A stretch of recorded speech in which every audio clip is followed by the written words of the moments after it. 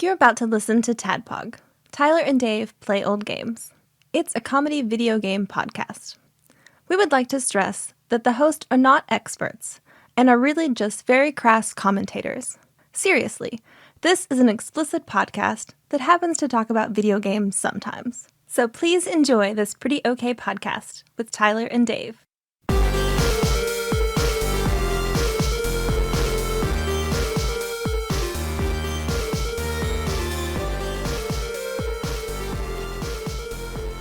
Hello, Internet, and welcome back to traditional TADPOG podcast. Sort of. Kind of. We're not talking about a game, so... Medium traditional. If you came here for a game, then Super Mario World's pretty good. You guys should check it out. Have you heard of it?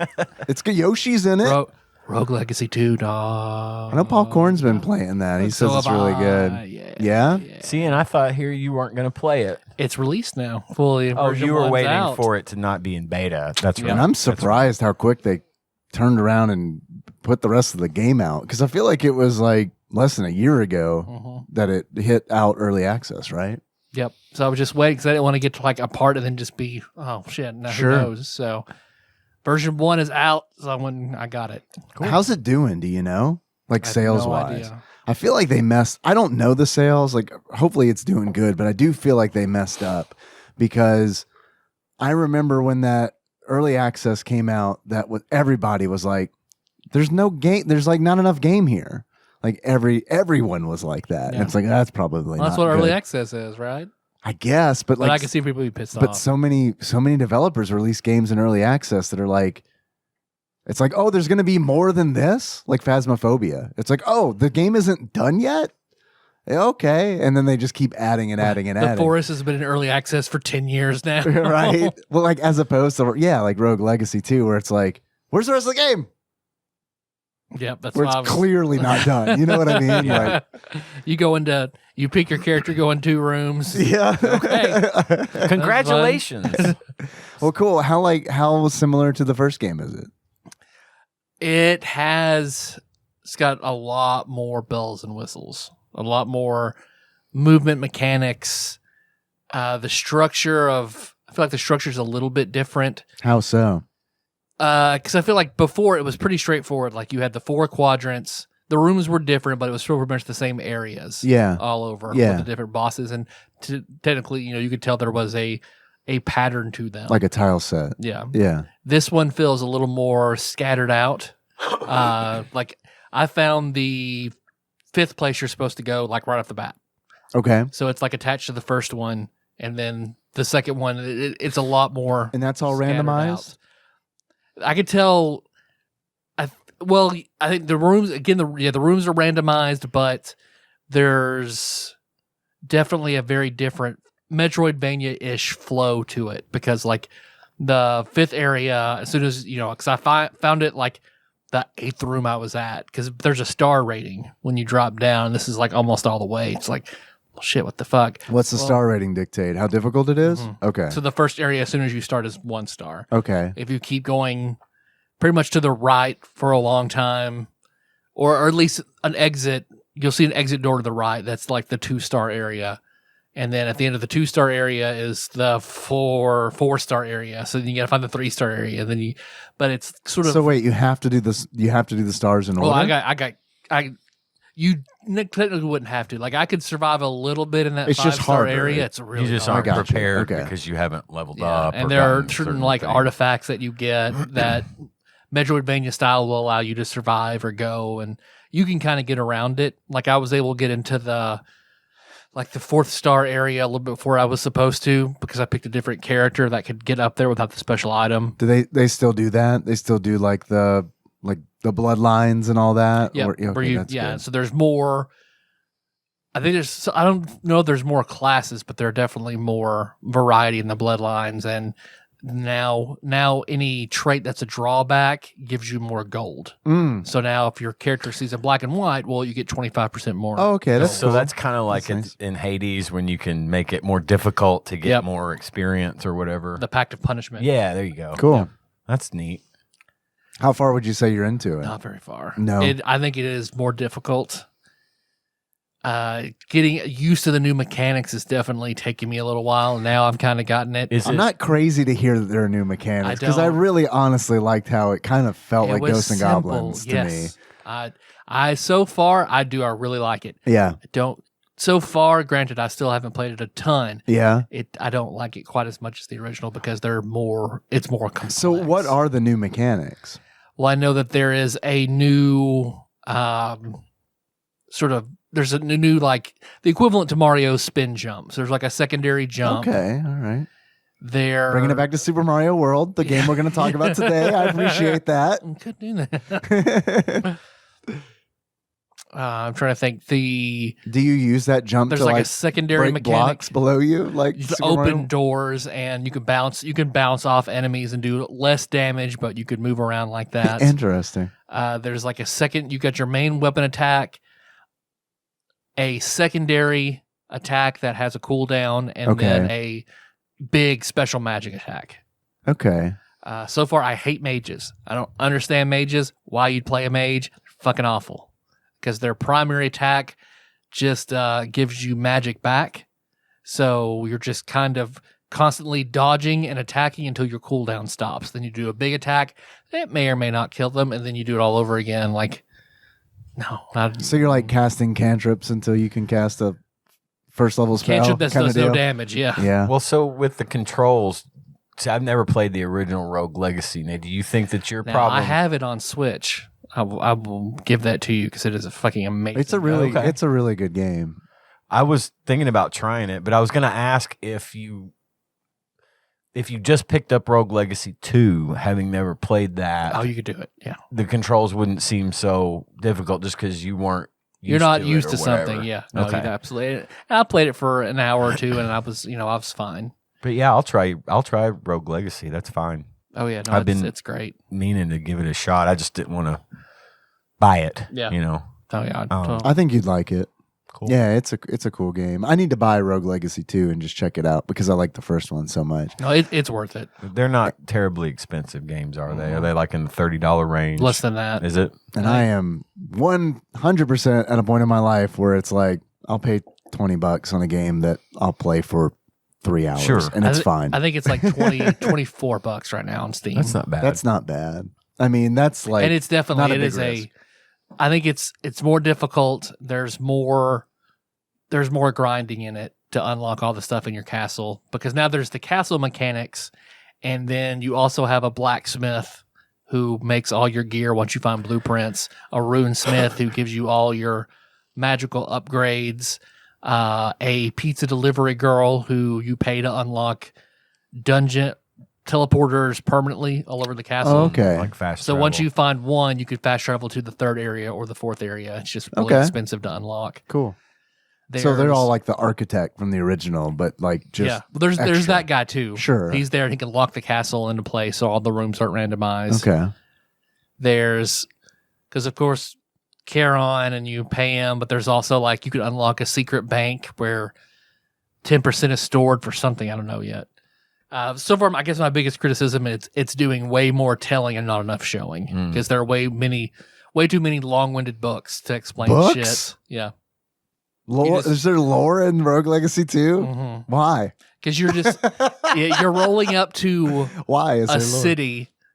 Because I'm not sure why. Like someone paid you to go liberate this dark trapped city. Yeah. So you're trying to find out what happened to the last group that went in and got lost. Okay. So you're finding immediately off the bat, you see just like Rogue Legacy, where the door is there, the final boss door. Sure. So you see another final boss door. Only there are like 8 bosses now, called the Estuaries, who are the leaders of the city before its fall. So you have to go find and kill them. Okay. And then it's just like you find books commenting about like what the Estuaries did, what the last group did, why they did it, what some of the stuff in the castle is. How easy is that stuff to skip? I've been skipping a lot of it. I'm about to say, I'm going to skip all it's just like, of it. Man, just show me something. Don't just give me Skyrim books to read. Yeah, right. Yeah, because Rogue Legacy was honestly pretty perfect because it was like they give you a setup and then there's a cutscene at the end. Yep. And it's like, okay, Yep, That's and it all was just simple jump Yeah. and slash man. That's as much story as I want from a game like that. You Yeah. know, I can see like in a immersive game that you might want the lore, right? Yeah. But in a game like Rogue Legacy, I kind of feel like, okay, this is, you know. Yeah, so that's why I think it's there's more bells and whistles than I need, but by no means is it bad. Yeah, Like, yeah. It's really good and I'm really enjoying Yeah. it, but it's not like It's not an impedance. yeah. It's not as simple and straightforward as it was. Yeah, because there was something about sitting on a Rogue Legacy 1 just being like, fuck, I love this. Yeah. Fuck. Like it's a top 10 game for me. It's a really good game. This isn't hitting me exactly the same way because I feel Do like you there's think- just Do you think it's too because you've much. already played Rogue Legacy? Like, maybe is it like, I might is have it, is a it that, bias. But do you think the bias would work in the other way if someone played Rogue Legacy 2? You might be frustrated and then by how went back simple to it the is. first one and was like, oh, there's not nearly as much stuff here, type of thing. You can't even Possibly. spin jump in this one, Grandpa. Where's the super? Because you could do attack? like that secondary jump, and then there's another. Like it feels like they took a lot from Celeste and put it into this game. Okay, Because there's like a dash and a special like jump that'll reset your dash, and Celeste was such a popular game. Yeah. Like it did so well. I could see them. yeah. Have you played Celeste? Nope. I own it twice, but haven't played it. I think you would. I think that would be. After playing it, I really liked it, but I was like, man, Dave would love this. Yeah. This is a Dave. I've game. watched it speed run before, and it does definitely seem like it would Yeah. be cool. 'Cause I just, think you like that pure puzzly sort of platformer. yeah, So like what I like the hack and slash platformers more. yeah. I mean, I like those too for sure. But yeah, pure platformer. Like you're a lot better That's- than Mario and than I am and stuff like that. Pure platformer Yeah. is nice, and like puzzly, kind of, sorta. Like Donkey Kong 94 on the Game Boy, like that's puzzly, but that's like probably the limit. Like I don't want them to be any puzzlier than that. Yeah, because you're just figuring out like, okay, do I need to jump dash here and kick off this wall? Oh, okay, yeah, Like, that that's the sounds kinda- that sounds yeah. great. Yeah. Yeah, I just there's something about that game that I just have never started it, and I think it's just because, like, I don't know. I got the Oculus, so it's like I've been doing a lot of VR stuff, and that ties in so nicely with like trying to burn active calories and stuff, and like because of that, I've been playing a lot of Thrill of the Fight. Have you heard of Thrill of the Fight?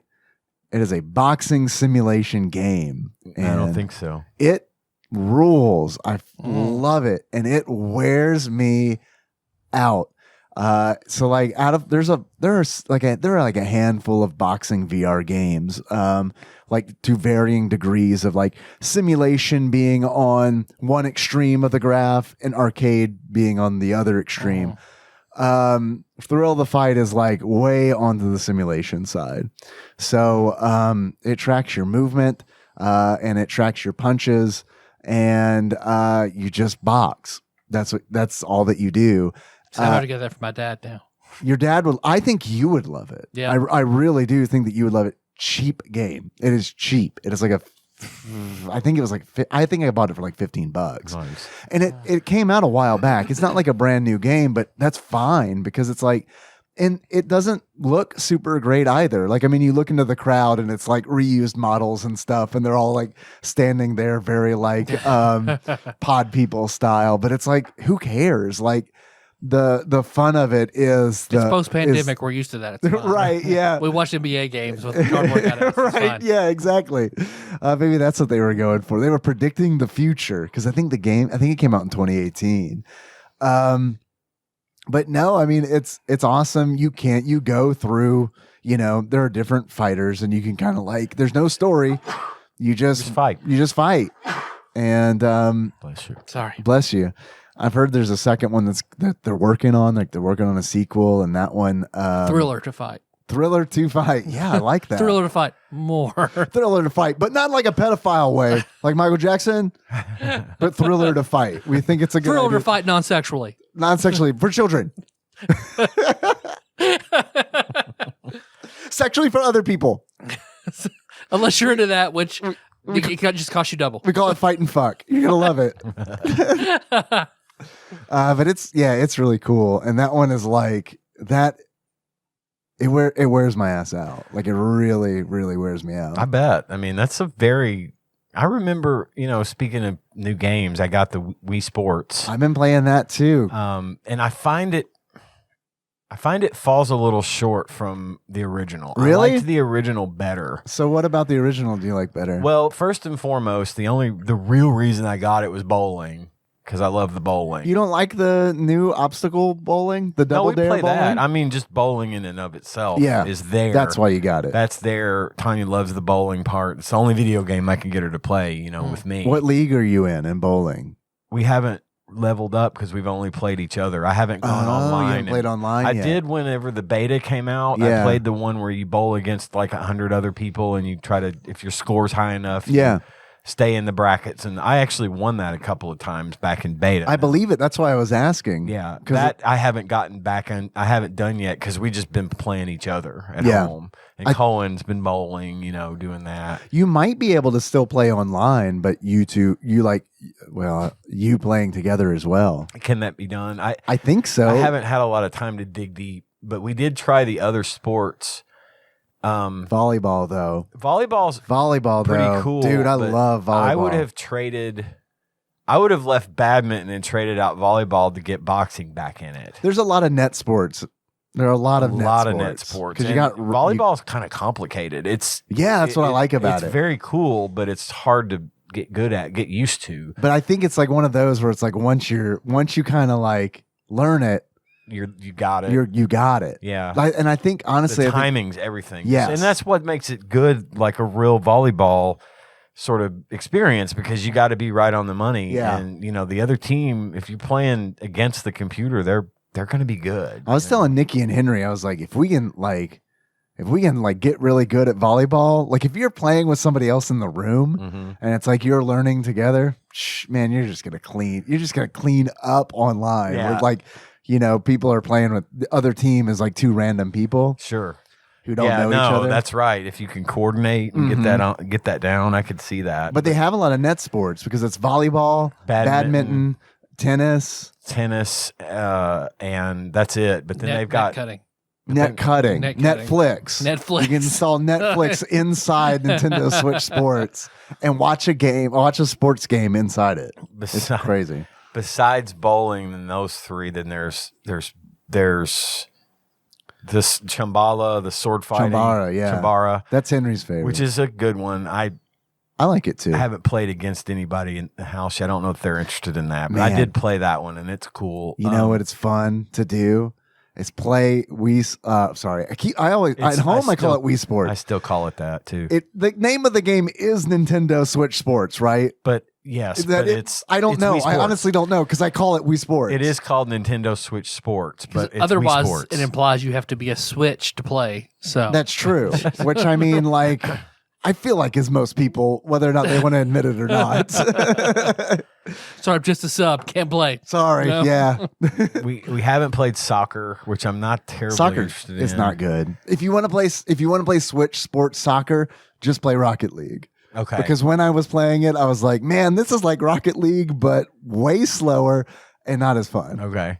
And I can't remember the other sport. But what I miss about this one. There's another one. I think was that all of them? Okay. Yeah, I think you covered it. I think you're right. That was 6. Okay. Golf is coming. Apparently, that's going to be a free add-on, which I'm looking forward to that one. I do like golf a lot. Yeah, I'm looking forward to that. But what I miss about the original is the boxing and the baseball. Remember the home run? I do remember the baseball. I loved that game. I loved playing that one. And I think, honestly, they could have just redone Wii Sports and for the Switch in its format now, and I'd have been fine with it. Yeah. I didn't really necessarily need... I probably won't play the other sports that much because bowling's really the only one that still feels like the original game to me. And tennis. Gives you tennis that dopamine jar. Oh, tennis. Yeah. Did we say tennis? We did. I don't remember. Kind of glossed over Tennis is fun, though. I enjoy tennis. Henry and I will play tennis, and it's like... He likes playing front court, and I like playing back court. He likes playing front court because he can slam it. Yeah. I like playing back court because he's bad at front court, which means I get to play a lot. Right. There you go. Yeah. But all in all, I think it's fine. I like it. I'm glad we got it. I wish there was boxing and baseball in it. Well, them not putting boxing in it almost makes me hopeful. For like, maybe they'll add it later. Well, for like a punch out or something, like a punch out switch would be awesome because the Wii. Yeah. How have they not capitalized on that yet? Maybe, I don't know. Maybe I have no idea. Because Wii Punch Out was a huge It was success. great. Yeah.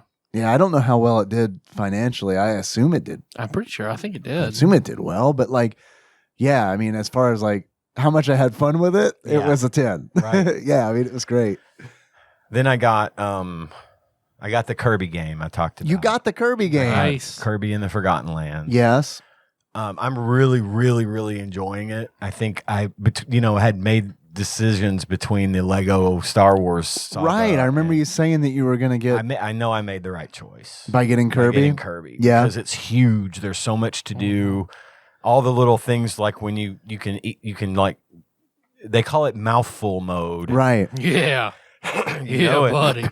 He'll like eat a car, and then you drive him as a car around a racetrack and try to beat the time so you could rescue the little guy that you're there to rescue. It's a tiny bit of a collectathon, but it's not like annoyingly so. It's just you do have to like rescue a certain number of these little guys called Waddle Dees. Yeah. To get I know those guys. to the next levels, and stuff like that. But it's really cool. There's lots of bonus games that you can play to earn stars, which then allow you to upgrade your abilities. And so, like, as you progress through a level, especially a new level, if there's a little dude shooting fire at you, you vacuum his ass up, and now you can shoot fire. And then you can upgrade that. And then the second level is called like Volcano Fire, and it does damage over time. So it's like a boss destroyer. You can walk into the boss and just lay in on So him with Mega this Man volcano style, fire. essentially. Pretty much. It's pretty close. And then he'll just keep burning and losing hit points and stuff. But it's a beautiful game. It's really well done. I'm having a great time with it. And there's a co-op mode, which Cohen loves. He plays How does that work? He just it's just like 2-player on the screen. So like you both control a Kirby? No, it's a Waddle Dee. So one player controls a Kirby, one player controls a Waddle Dee. And he's really powerful, but he doesn't have the ability to do special moves or any of that kind of stuff. He's got a spear and is lots of different moves for the spear. There's like a helicopter mode where he'll fly over and like little spears will hit enemies. Why not be Meta Knight instead of Waddle Dee then? Maybe do you fight Meta Knight? Oh, I don't know. That might be why, is my guess. I've only gotten through like the first couple of stages. I'm on like stage 3, but I'm going back and trying to be a bit of a completionist. Yeah. And there's also like a world hub with a mini game where you got to like serve lunch, and you've got all these Waddle Dees lined up to eat, and you got to feed them what they ask for and not make mistakes, and then you get bonuses and stuff for doing that. How does it compare to Odyssey? Because I remember when I watched the trailer, I was like, this kind of looks like Mario Odyssey, but like a Kirby game. I don't think it compares to Odyssey. In what way? I think Odyssey is still the superior game. Okay. I mean, it's a platformer. Kind of makes sense. I mean, yeah. Super Mario Odyssey was, in my mind, the literal like pinnacle of success when it comes to 3D platformers. Uh-huh. This one is a close second, in my opinion. They put that kind good of love into it, in my opinion. The controls are smooth. The levels are really fun. The hidden stuff is neat and fun to find. Uh-huh. And, all the little things, like there's this one you suck in a giant big round pipe and you just roll down through stuff and you can jump and destroy. There's a lot of really satisfying destruction, Cool. I really dig it. I think it's one of those kind of must-haves, in my opinion, because I don't have a lot of Kirby experience. I don't know that there I've are ever a lot played, of Kirby games. I don't know that I've ever played any of them. There are so except many. Some of the old Nintendo ones. Yeah. But this was, I think, the first like true 3D platformer Kirby game, and they went all out. I Yeah, think because what Kirby and the Lost Shards or whatever was like 2.5. 2.5. Yeah. yeah. They went all out. I mean, this is a really, really neat game. Cool. I've slept on it. I thought about picking it up, but it was kind of at a time where it's like, man, I'm not even playing the games that I have. Yeah, no, I get that. And I haven't found as much time to play Kirby as I'd like, but it's there and I can play it now. So I'm really getting a kick out of it. And Yeah. It's nice for like with Cohen playing when he's over, we'll play together. Mm-hmm. And sometimes I'll let him be Kirby, only he sucks at being Kirby, so we die a lot. The death system is similar to that of Super Mario Odyssey, where you pay money to come back. Okay. So when you die, Is that what happens in Super Mario Odyssey? Yeah. I have no idea. Because I don't think it was ever a problem. You know what I mean? No, Like, it really wasn't.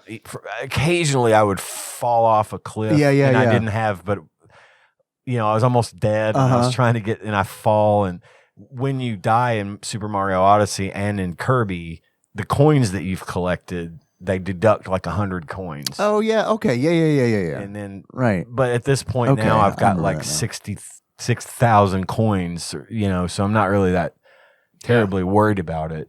But So it's similar to Odyssey in that regard. in that regard, it is. I mean, I think they took a lot from Odyssey, Mhm. but it's more like the world hub, the map where you go from level to level is more laid out in a traditional way. It almost reminds me of like Super Mario World, where you've got 5 levels here in front of you. You complete those, and then the next section unlocks, and you can go do those. Yeah. And then bonus levels unlock along the way, and those are always geared towards your special moves. So, like for this one, you're going to be the volcano fire, and for this one, you're going to be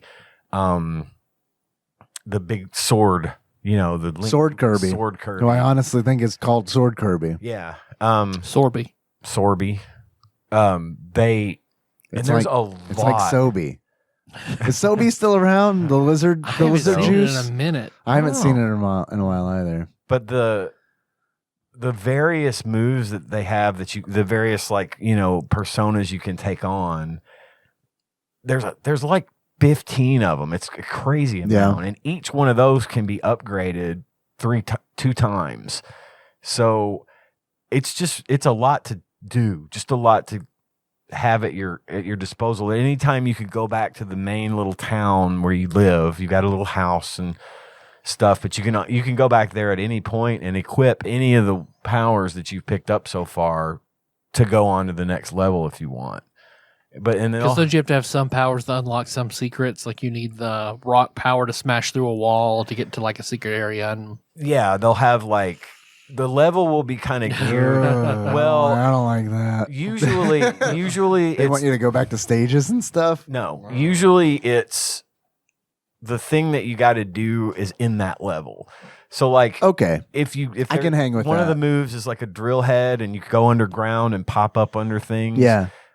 That you have to do that at some point in that level. But usually, like if there's a spot coming up where you need to be able to burn something or freeze something that's burning, there'll be a little freeze guy Nearby that Sure. you can take in and get that power. That's They classic. provide you with what you need. That's classic So you don't have Kirby. to be like, oh shit, I should have started the level with Okay. this. They'll give you what you want. So I do think it's interesting that like the first Kirby game, like the thing that Kirby is known for, his copy ability, did not exist in the first Kirby game. It's just a big pink vacuum, And he would swallow things up and shoot them out as stars. Yoshi style. Yeah. And I mean, I think it's neat that that's what it kind of turned into. I think in the second game, but it's like that's when it started. But it's just Yeah. interesting to me where it's like, oh wow, yeah, they just kind of Yeah. this wasn't in the original concept of Kirby. Someone was like, what if he changed it to what he ate? Holy God! Oh, somebody please you write are that what down. you eat. Yeah. Wait a minute. Say But that what if that again? was real? Yeah, they're like taking a break at a Kirby meeting. Somebody's eating a really unhealthy sandwich, and You're right. someone else says, "Hey, man, you are what you eat." You're onto something. Sandwich hits floor. He runs to the boardroom. Eats a car. Now that's a mouthful. Fat Tony's son. Brilliant. They have like 2 modes: the easy mode and then what's called wild mode. And in wild mode, you get Wild mode. You get a wild mode. You get It a lot more unlocks money. at 8:00. You get like more coins and more power ups and stuff to help you, and they incentivize you to do it. Which I'm playing in that mode. So wait. So is it easy mode? They just call it wild mode. No, easy mode is easy mode. Wild mode is like the harder of the 2. Oh, wild is harder. yeah. But I like my idea where they changed easy mode. They just rename it. It is easy mode, but you they don't feel so bad They about playing rename it easy something mode. to make you feel ultimate. No, the wild mode Big is the boy hard mode. mode. Big boy mode. Nailed it. Got it in one. Big boy mode. I fucking love that shit. Because like some people are gonna get that and some people aren't. And the people who get it are gonna think it's funny. The people who aren't are gonna feel great because they're playing big boy mode. Man, They're doing I'm real killing good. it. I'm swallowing all these fucking little monsters and shit. I got Quite the big boy here. I'm quite the big boy. Mom! I beat the boss on big boy mode. Guess what Nintendo said? The wild mode is I was like playing through it, and I got through the first couple of big stages, and I'm like, there's like something. Yeah. It's I'm gonna play a big boy mode.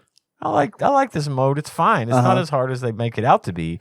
Then I get to the third boss, and that boss kicked my ass. Oh, yeah? And I was like, all right. I was kind of glad, Yeah. because I was like, oh man, I don't want this to be just like A fucking cakewalk all the way through the And end. Kirby games are kind of like notoriously not as difficult as Mario games. No, this you know? you Little can boy tell. Little boy games. Little boy games. But that boss that I left off on, Yeah. whipped my ass, and I was like, okay, good. There's some challenge here. So I mean, Cool. I don't think it's just going to be boring, easy platformer type stuff. But anybody that really, wants to kind of lean into that, likes to lean into the sort of Nintendo franchises, the products that they put out. This one's The a good fine products fine 5-star Nintendo. that our Nintendo sponsored podcast puts out. Yes, We're not. We're but not. They would never. But I give it a 4 out of 5 stars. Okay. Joe Bob says, pick it up. All right. Well, shit.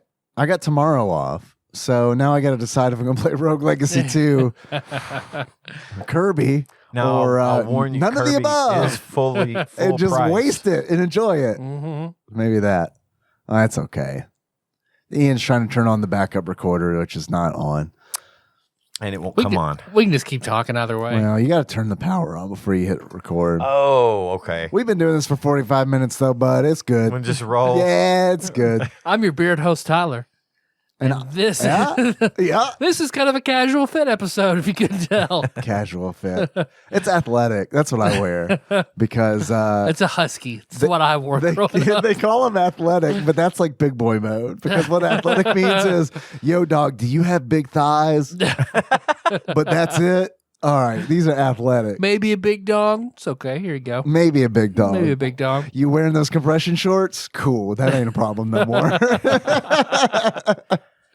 Well, I know we've got a lot. We're just talking, and I don't know that we do. but I've got to talk. I've got to talk a little more. Please.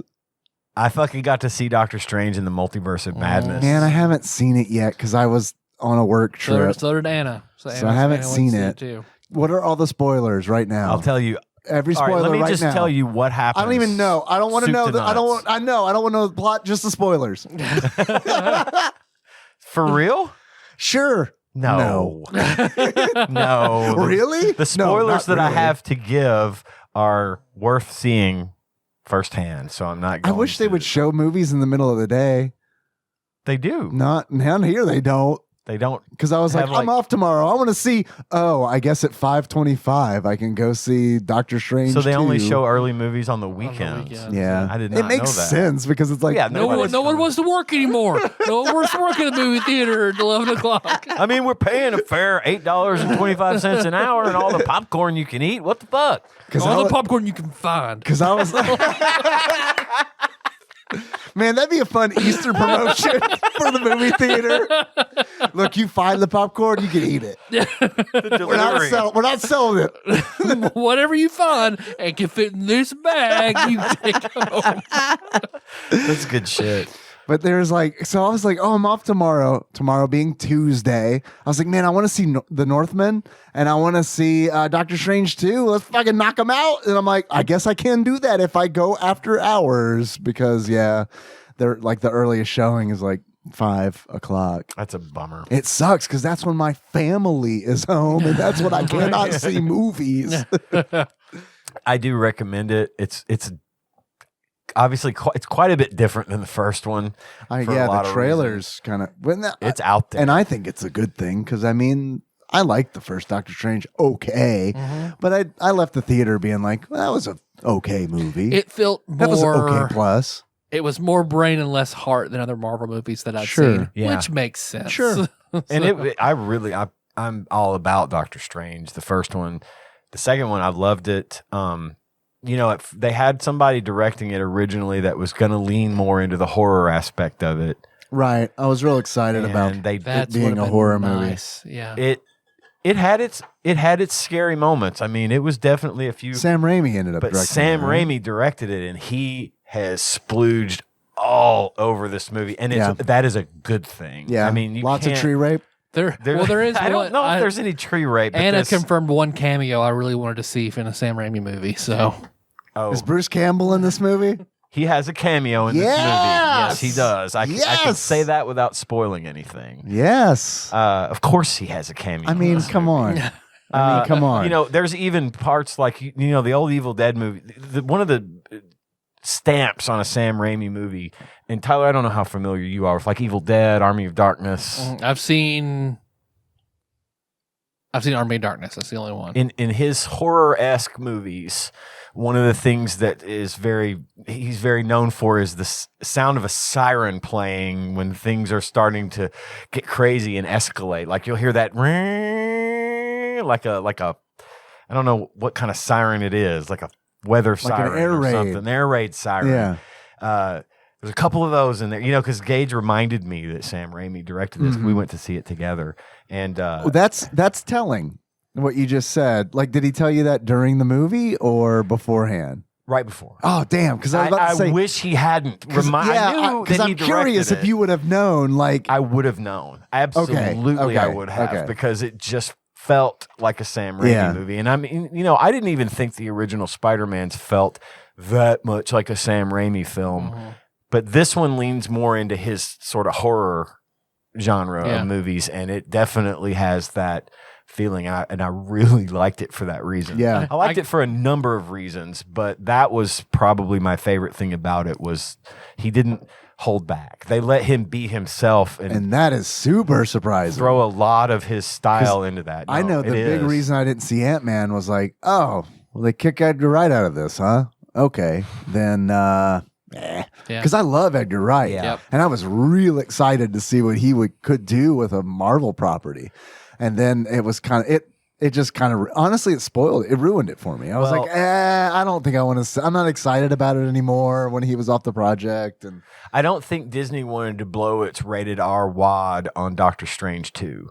And I think agree. it would have gone there had the other guy directed. I can't remember who it was originally going to be. I think Wes they're Craven. saving. that would be actually really good. R.L. Stein. John Carpenter. John Carpenter. I I just like Doctor Strange being like, I'm Doctor Strange, bitch. I think that they're saving that for Deadpool because I believe they're going to try to stick with that R rating on the Deadpool. As property. they should, because they would ruin As it if they should. didn't. They I would be ruin upset. it if they didn't. So, does Disney own Deadpool now? Yes. They do. Yes. Okay. They own everything that Fox used to own. Okay, and that In was the a Fox. movies. That was a Fox thing. And that was a Okay. Fox joint, yeah. Okay. And that is apparent in Doctor Strange and the Multiverse of Madness. That what is apparent? That Deadpool's a rated R movie? Yeah. Yes, that's it. At one point, That's where the crack. that Benedict breaks Cumberbatch is like, "Oh, Deadpool's a rated R movie. Now on to fight." I've opened up a multiverse where Deadpool's rated PG-13. This And the is sales, terrible. The sales plummeted. we'll seal this, never to talk of it again. Didn't they release a PG-13 version of Deadpool? Probably on like think they TNT or did. TBS, Really? I think Deadpool, PG-13. There was, or they were talking about trying to do that just for, but making it funny, like making clean fill. Yeah, like not, fill your hoo-ha up with goof juice, kind of. Which would I make would it- love to see it. I would too. I would. If Deadpool 3 was PG-13 and they just do it like that, Disney'd it up They do the to the TBS edit extreme. to it. Absolutely. No, go more PG Deadpool. I think I might. Yeah, I think I might watch that. Yeah, how much violence can you get away no, with? listen, and they've do got- PG. They've gotten to the point now where they will show Deadpool on like FX, on cable. Sure. They don't edit hardly any of it. Well, that's because they're like, fucking no one watches this cable, so let's just do Why whatever we not? want. Mm-hmm. Yeah. I mean, he's in the second one, but Who is? Cable. Ah, Hey. nice. We're back. Yeah. TADPOG. I was just happy there was a One-Eyed Willie reference. I know, in Deadpool, too. I know. Yeah.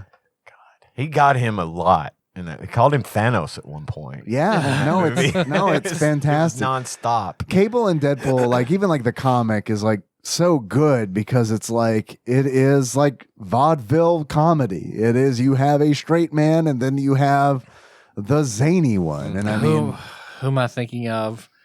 Dean Kane. I'm talking about Martin and Lewis. Thank you. That's it. Martin Lewis. Dean Martin and Jerry Lewis. Dean Martin always the classic straight man, and Jerry Lewis, the being Deadpool. being Yeah. Deadpool. That's the reality I want to see. Jerry Lewis is Deadpool. I really It's huge in France. I miss the old Deadpool. Like I like the new Deadpool, but I do miss the old Deadpool who was like he was not so zany. It was just like I remember in the 90s being like, holy crap, there's pop culture references in my comic book. You know, like that was like the vein of comedy. And now I do kind of feel like it is Flanderized to all fuck. it's flanderized. And I still like the character, but yes, it is definitely flanderized. And then but I also like I don't know. Let me put canonical in quotation marks because I don't really know what the fuck I'm talking about. But I've heard that it has been the reasoning behind that is, well, I mean, he's not cured of cancer. The cancer cells are still spreading through his body. It's just his healing is keeping it in check. So obviously the cancer has entered his brain, and that's why he's getting zanier and zanier as time goes on. To me, that feels like a Zelda timeline, kind of hand wavy bullshit, where it's like, no, we know how to write. Don't worry. No, we had this all planned out. When we talked to Rob Liefeld in the 90s, we're like, hey, man, we have a plan. Here's the plan. He's going to get crazier as time goes on because he's never cured of the cancer. The healing factor. How do we cover the crazier up it gets, the more money we make. So what will you buy? Hey, guys, how do we cover up the fact that we really wanted Ryan Reynolds for this? Zany? Got it. Zany. That kid from 15? Yeah, that guy. Yeah. Man, Two guys, a girl, and a pizza? Okay. he is the best. He is. He is the best for that character. And I love that I hope that the rumors are true where it's like he leaked that teaser himself to get hype going for it. Because like the reason I hope that is true because that fucking worked. Oh, yeah. Like when that teaser came out, like everyone was needed like, it. yeah, we want to see this. We want to see this real bad. And they leaned into it heavy and they're like, okay. I mean, I remember that movie had like the biggest superhero box office opening up to its point, the biggest R-rated movie box office. I could buy that. And not just for sure. superhero movie, right, R-rated. So, it worked. And the second one was just more of the same, just to the next level. Kind of like they actually got Celine Dion to record the song for the second movie, and there's a whole video with him and Celine Dion in it. He's fucking Canadian, and he's all about leaning into that. But yeah, I don't want them to fuck it up. I think that's where I was getting at. Right? I think they're gonna at least try to stay true to what we like. Here's when we're gonna know that they fucked it up. This is the truth. I got you. This is the truth. We will know that they fucked it up when they do a Deadpool movie without Ryan Reynolds. Yep. Because I honestly think that if he's not on board with it, because it's his passion project. I may be convinced. For like he may have made his bluff roll, and I've just bought it, but I don't think so. Deadpooled you. He Deadpooled me right from the fucking get go. But yeah, it is. I do feel like it's his passion project, and if he doesn't believe in it, he's gonna leave. Yep. I think he will leave. If he doesn't believe in it, he's gone. And they know if he fucking leaves, they have fucking nothing. Well, it's like the Netflix Avatar show when the original creators are like, bye. Nope. nope, none of this. I didn't know that It's like, happened. They were getting ready. They did a to do- Netflix show. They were Oh, going to do a live live action. action Avatar like that. they didn't learn their lesson from the well, movie. original creators were on board, It was and going to everything. be like true to the original, and then they were trying to fuck around, They and Netflixed they it. found out. Fuck that- around, find out. Yeah, they did. They found out that no, we love this. We don't want you to fucking piss all over it, and we're not going to be a and part of we've it. been through this once, and it Right. sucked. Exactly. We've been through this 12 times now, and it's There's a guy named Dave in Western Kentucky who won't watch the cartoons because of that movie, and we're pissed about it. His friends love it. He still won't watch it. That's how bad you fucked us, M. Night Shyamalan. I do think that. I really do think that. I don't know. I never saw the movie. I mean, I didn't went either. straight into it on your recommendation to the show, so Yeah. I didn't have the. I just heard so many bad things about it that I knew. I'm gonna wasn't watch do it. I've with gotten Henry. the character sheets for the tabletop. Oh, nice! Mhm. I want to play So that. hopefully pretty soon Let's I'll play get the it. book. Yeah, I'm down to do it whenever it comes in and the Scott Pilgrim game So the is done. character sheets are out, but the game's not out. Game's not. I feel Why'd like it was they do like a that? teaser. I don't know. I Hey, don't y'all know. excited about the game? Here's character sheets. We'll talk to you. Man, these look cool. in a year. yeah. And they did look cool. Like, That's good. That's good. yeah. So, of course, we're kind of recording this episode because you've been gone. I've been gone. I saw some movies though before I Yeah. was gone. Now you talking about movies, Ian? Mhm. Everything, Everywhere, All at Once. I need to see Oh, that. I wanted to see It's that. a really good movie that I saw the trailer for it and I forgot about it. Mm-hmm. And then Zalnop on Discord he saw it and mentioned it, and I was like, oh shit. I I wanna see that. Too. And then so I was like, fuck, I gotta see this. Because he was like, he loved it. He's like, you gotta see it before it leaves theaters. And I was like, when does it leave theaters? And I looked it up and I was like, this week. So it was one of those where it was like I went in the middle of the week, super late. I got out of the theater at 12:30. I was literally the last customer in the theater because I watched it in a theater alone, which was fantastic. God, That's I great. love when Yeah. that It was happens. fantastic. And then like I was after the movie, I always have to pee because I'm not taking a bathroom break in the middle of the movie. I paid good money for this. I do. I stress if I start. That's all I can think about is how Really? bad I got to pee. So I'm like, fuck it. I'll sacrifice 5 minutes Yeah. of this. Well, if I was in the theater alone, I'd just pee in a cup. Oh. Just right there. I get so task oriented on I hear watching ya. the movie that it's like it doesn't even hit me until credits roll, which in credit sequences really fuck with that because it's like I sit through the God, I whole know. credit scene like in pain. But Everything Everywhere All at Once was phenomenal. Holy shit, that is like probably a top 10 movie. Like it was I want to see it. amazing. I wanted to go see it with you that night, but we were up. I in know Murray you too had late. stuff going Oh. on, and yeah, I think Been the first time we've seen a movie since Black Snake Moan. I think. I think you're right. We don't see movies a lot together, which I get. I mean, like I know that you don't really like to do that. Well, I mean, I like to. It's just I just don't have time. Like Yeah. finding that kind of like you watch all these kids. I'm gonna go watch a movie. Bye. Yeah. Well, I mean, like in the past, your thing has always been like, why do I want to sit in a dark room and say nothing with a friend for 2 hours? You know, that's kind of been your Yeah. thing. So it's like I, take that kind of stuff to heart. But like when I mentioned to you and you're like, oh yeah, I want to see that. I was like, yeah, let me know if you want to go. I think you'd like it a lot when you Yeah. get to see it. Ian, I think you'd like it a lot too. I want to. I wanted to see it, and Like my movie going is limited to. Now it's like happened twice where Gage has called me up and been like, "Hey, I'm going to see this movie Saturday morning." I'm like, "Tell your mom," and if he tells her, she'll be like, "You should go." So if it's if it comes from him, she won't like shoot me down. I was if about to say, But I just feel bad because she did not come to see Doctor Strange. She still didn't want to go to the theater.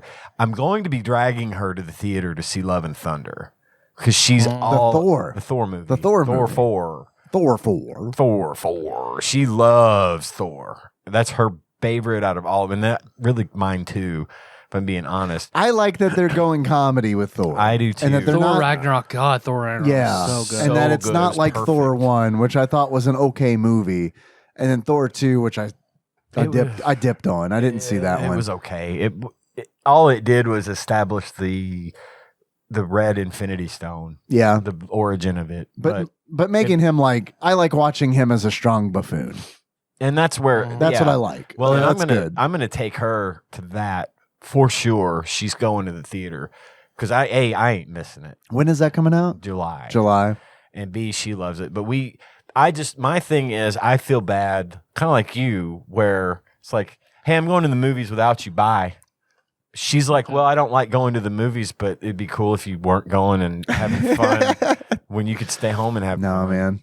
No, it's you. She doesn't do that. I just perceive that. But Do you it's understand? Melissa doesn't I care do if I understand, but like Nikki goes to bed at like she's like, "Oh, you're going to the movie after 9? Cool. I will be asleep at 9." So that does not alter. Henry will be asleep. I will be asleep. Do whatever you want after 9 o'clock. So I've just you saying Thor being the funny buffoon. I heard all the Melissa and the girls were all talking about like they didn't find Thor super attractive except in one scene. In one scene, they all unanimously agreed, holy shit, he was hot. When he is Playing video games in the trailer. Yeah, it's like when he's Melissa's like, oh, that's like Tyler. Okay, that's hot. when he's yelling at New Master 69. Whenever he's like dirty and sweaty wearing that Carhartt gear and then summons the axe when he gets right in Oh, okay. Captain Marvel's face, like they are like, yeah, that's the only time he's been really attractive. I think that's just indicative of our region. That's also true. Because Melissa's like, yeah, honestly, you're going to think I'm crazy, but I don't think thin, muscular guys are hot. It's not masculine to me. It's like, I like a belly and a beard. I was like, well, that works out for me. I struggle to believe you, but I wouldn't struggle to believe it. She did marry you. Right. Oh, yeah. She's I mean, clearly that's a pretty attracted good, to you. Pretty good indicator that she's telling the truth. Yeah. I don't know that I just think Tanya likes the whole story. I think she loves the humor, but she likes looking at Chris Hemsworth, and she likes the fact that it's a pretty well put together series as far as I'm concerned, and I think the Asgard thing and their whole culture and the way they are, just it just has that certain feeling about it that makes us both just sort of happy when we're watching it. That dopamine is flowing. I could watch any of the Thor movies anytime. Ragnarok was so good. Ragnarok was perfect. Yeah, it was. And I love that they're like soup to nuts. That movie was fucking perfect. And they're like combining any interaction with Guardians of the Galaxy is like, oh God, this is fucking perfect. There was that point in the MCU where all those movies just sort of converged, and it's like you're watching Endgame, but you might as well be watching a Thor movie. Sure. Because there was tons of Thor presence in that movie, right? Or you love Captain America? Well, we got a shit ton of Captain America. I love that convergence of all of those sort of stories. Yeah.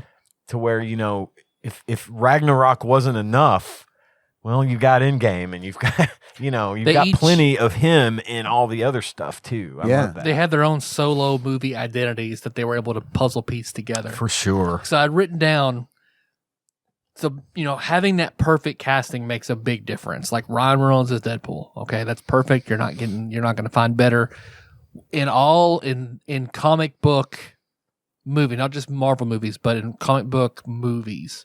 How many examples of perfect casting do you think there are? Well, it's funny you ask, because I did see Morbius with Dennis since we've been doing tabletop.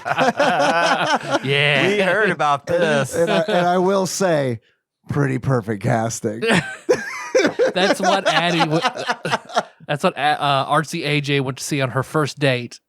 What? We're going to see Morbius. I was like, Our first date? He took her to Morbius, or did she decide? I don't know. But I did tell her, I was like, okay, here. Dave said it's all right if you know it's going to suck. Oh, okay. If you go in knowing it's terrible. Oh, it's fantastic. if I saw it with Dennis, and we both knew going in, this ain't a good movie. And no one was in the theater. It would have sucked if other people would have been in the theater with us, but no one was in there. And we got to openly, loudly make fun of it the entire time. And it was fucking amazing. It is like, whenever I have an experience like that in a movie theater, it is like, this is good shit. Like it would have been the same like if we'd have seen Everything Everywhere All at Once, because like there would have been moments where it's been like, holy shit, like just exclamations, like good excited exclamations moments. of joy. Dave, my dick's out. Oh my god! I know what that means. Do you mean bro job, choo choo?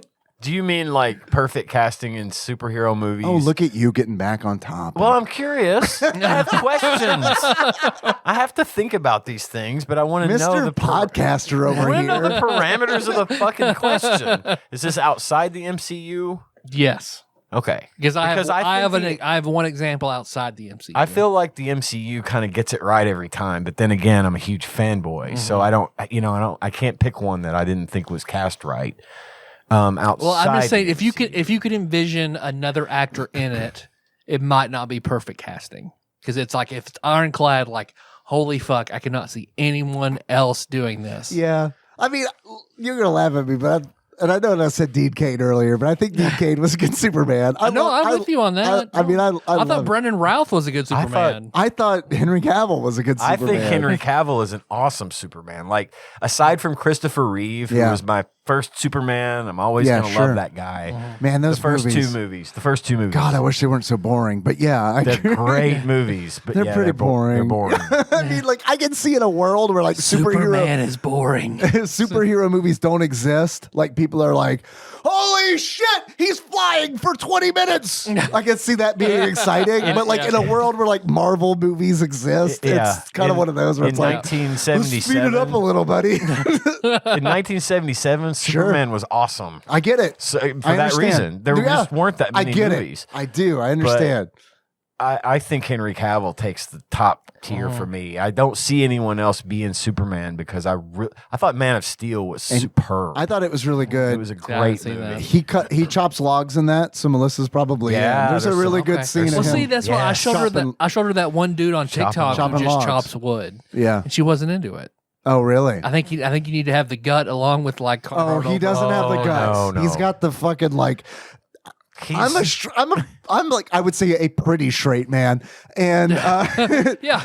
70-30. I'm a pretty straight Let's man. talk about the Kinsey report real quick. I mean, look, I'm not gonna sit here and be like, No one is perfectly straighted. No one is perfectly right. gay. I'm not gonna sit here and be like, look, I would never have a romantic relationship with a man. I just haven't. I'm pretty straight. So like, but that scene where Henry Cavill's chopping fucking wood is ingrained in my mind. When I think of Man of Steel, that is the first thing I think of. Well, didn't he work in an oil rig? And there was Maybe. it was some kind of big dirty He chopped wood. I can tell manly you that. thing going on with the oil rig. You know, he's just a regular dude trying to blend in, not being a superhero or whatever. And that was pretty manly. I was like, okay, yeah, that guy's pretty hot. Yeah, I mean, Not gonna lie about it. No, but the reason I know he doesn't have a gut is because, like, in that scene where he's chopping wood, it's like, holy shit, man! Like, He's wearing a sweater and you can see his abs. What even are you? yeah, it is, and I guess that's probably what they were going for, you know? Because I mean, he is like otherworldly. Oh, he really is. The guy is like massive. Yeah, Because I see that. He's got muscles in places I didn't think ever had muscles. got muscles. Because I see that, it's like, does Melissa really like the gut, or does she really hate small talk and dating? So she just got to skip all that with me. You're selling yourself short. So what is it now? What is it now? Tinder? No, it's fine. No, this works. It's fine. Tinder or Tyler? Which will it be? Man, I really. Oh God, it's swiping. This sounds awful. Let's just get married. Swiping? What the fuck's a swipe? I'm not swiper. No, let's fucking do it. For a woman to be as into you as she is, as Melissa is, you're selling yourself short, brother.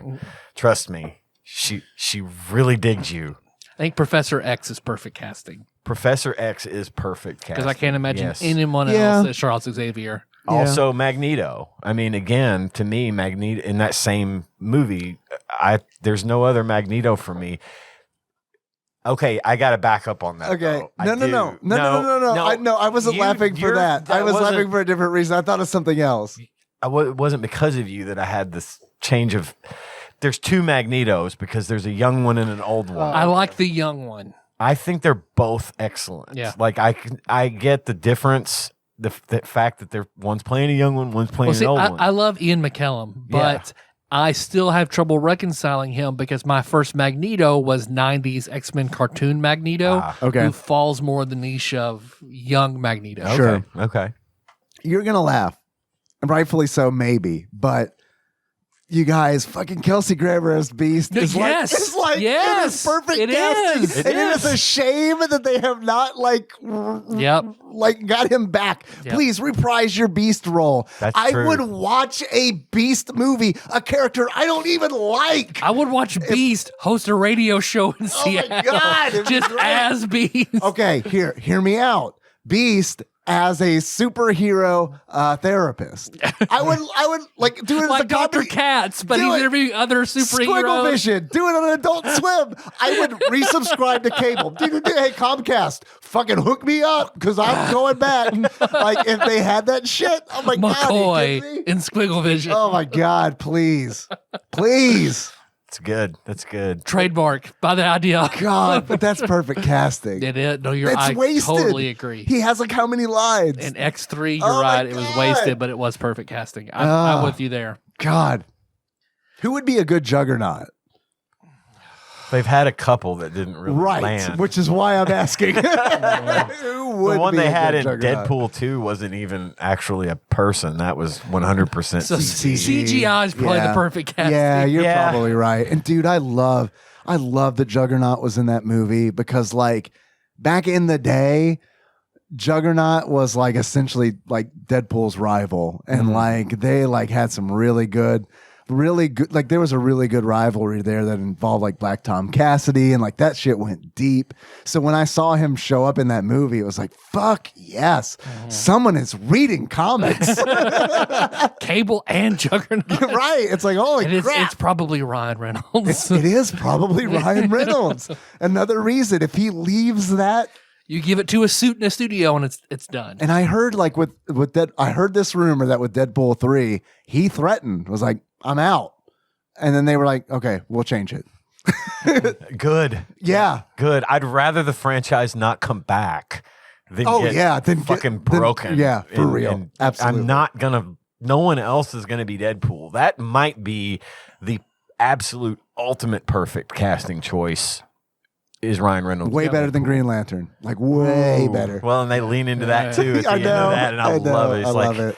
Because this one's for you, Canada. Of course, just based on Stan Lee's endorsement alone, just that Robert Downey Jr. being the perfect Iron Man. He was the perfect Tony Stark. Yeah. I never read any Iron Man. So like me, it was just like, I'm one of those people where it's like, yeah, he is Iron Man. I read enough to know that he fit the role well. He did play the what about Gary Busey? Kind of Tony Stark. Because what he meant, like Stan Lee made him cry, saying Iron like Man? you're perfect, you're what I wanted. Like, because what Iron Man was made to make an unlikable superhero, like make him just obnoxious and see how it goes over. Well, and it worked. And Robert Downey's more perfect for that than anybody because he's had more of those roles where he just kind of is an asshole. Sherlock 3. Have you seen that's coming out? I saw that's coming They're out. making a third Sherlock, and you're excited about it? I'm excited about it. You're I excited fucking about love it? those movies. I'm with you. Oh, God. Sadly, Guy Ritchie's not the director. Oh, But, no. But man, Wait, I did. I Guy fucking Ritchie loved- directed the first no. two? Yeah, he did. He did. Really? They're that good. They're good movies. I Did you love see the them first at all? two. I like the first one more than the second Apparently, one. I didn't. So here's what happened. Holmes was that the name of? I can't remember the fucking name of the series with Cumberbatch, which was fucking Sherlock. Sherlock. which was amazing. Oh, Yeah. God. Oh, Yeah. It was amazing. Yep. I loved it. Even though it had 3 years between Very seasons. different not a big deal. iteration. Yeah. I loved it. And then So that was a good. hit. And then everybody was like, we're doing Sherlock. Public domain. How- Zoom, zoom, zoom, zoom, zoom. How about a doctor version? That's House. Okay. What about a teacher version? That's Elementary. Okay. All right. Perfect. Well, think about it too, though. So I can't keep them straight. I don't think know the what is original what. Robert Downey movies predated the Benedict Cumberbatch show. Oh, do they? Yeah, I'm pretty sure they Yeah. do. Really? Yeah, that Sherlock is fairly recent by comparison, if I'm not mistaken. I'll look it up. If I'm wrong, I'm wrong. But I think at least the first Sherlock Holmes movie with Robert Downey in it was a couple of years or more before the PBS series. No, but not before it was aired in like Britain. Possibly. Really? Yeah. Okay. Let me look. You talk amongst yourselves. I'll give you a topic. But that's why, I mean, I don't feel like there's probably been a perfectly cast Sherlock, because I can see that being so many different ways. Yeah. Because I do love the Robert Downey Jr. versions. I do. He's more of the, unhinged version. He's the Joker version of Sherlock, where Benedict Cumberbatch is the Batman version. Okay. Sherlock, the TV series, 2010. Sherlock Holmes, starring Robert Downey Jr. and Jude Law, 2009. The year before. Yeah. Then Nikki and I saw. Hi Siri, welcome to the show. It's nice for you to join us. It was my Siri for this time. Oh, my Siri heard us. Hi Siri, it's great. Thank you for joining us. I see you're not on Ian's wrist anymore. You're on my phone. Jumping around. Hey, Bixby. Oh, no, I keep you dead in my phone, so no problem. Wow. So Nikki and I saw another movie after that was a Sherlock Holmes movie. There's been 2 of the Robert Downey ones. We didn't see the second one of that, so I don't know that we've even seen the first one. I love that Moriarty in the second one. Mm-hmm. Like, oh, fuck. He was really good. It's really good, and I was super pumped to hear they were making a third one. That got me excited, because I feel like they left that one hanging. Absolutely, they needed one more. Just one more. Bad or good. Finish the story, please. So the third one's no good? We don't know. It hasn't come out yet. Oh, it hasn't come out I'm yet. just saying if Guy Ritchie. Yeah, if he's not directing, it's going to feel different, but I don't know that it'll necessarily be a bad movie. I don't care if it's bad or good. I just want him to finish the story is what I'm getting at. Okay. Because I'm easy. I'll probably say it's like good, a Sunday even if morning. It's bad. Yeah. I think that Jim Carrey is perfect casting for Robotnik. I saw a bit of I still need to see bits and pieces of the second movie. We saw Sonic 2. It was pretty good what I saw of it. The first one I loved. I think the second one is better than the first one. Well, the scene I saw was really, really funny. Like I really do, because the first one has a lot of that like Sonic in the real world setup. Sure. And like now we've established that. That's all right. Now it's like moving forward. Yes, exactly. Yes. And it's like I thought it was really good. And Tails is obviously the best, and he's in this one. Mm-hmm. So that was a plus. Henry is older now than when the first one came out. So like he's like the right age for it now, which also made it like extra good. Cohen loved it. Yeah. He was all about Knuckles. Yeah. Oh, yeah. Knuckles is great. He can stop sexy talking about Knuckles. So sexy Idris Elba. Yeah. So whenever you earlier said that Gage had told you Sam Raimi directed the Doctor Strange 2, right? I for a split second got Gage and Cohen mixed up, and I was like, man, that's deep. Cohen knows his you shit. took him to see it too. He knew the director. No, but Cohen, quick, top 5 directors, go. There was grandfather. Did you know Mr. Raimi directed this? Well, one of the cool things about this one was too, my granddaughter Chloe, who I haven't gotten to spend a whole lot of time with, as you both know, because of circumstances.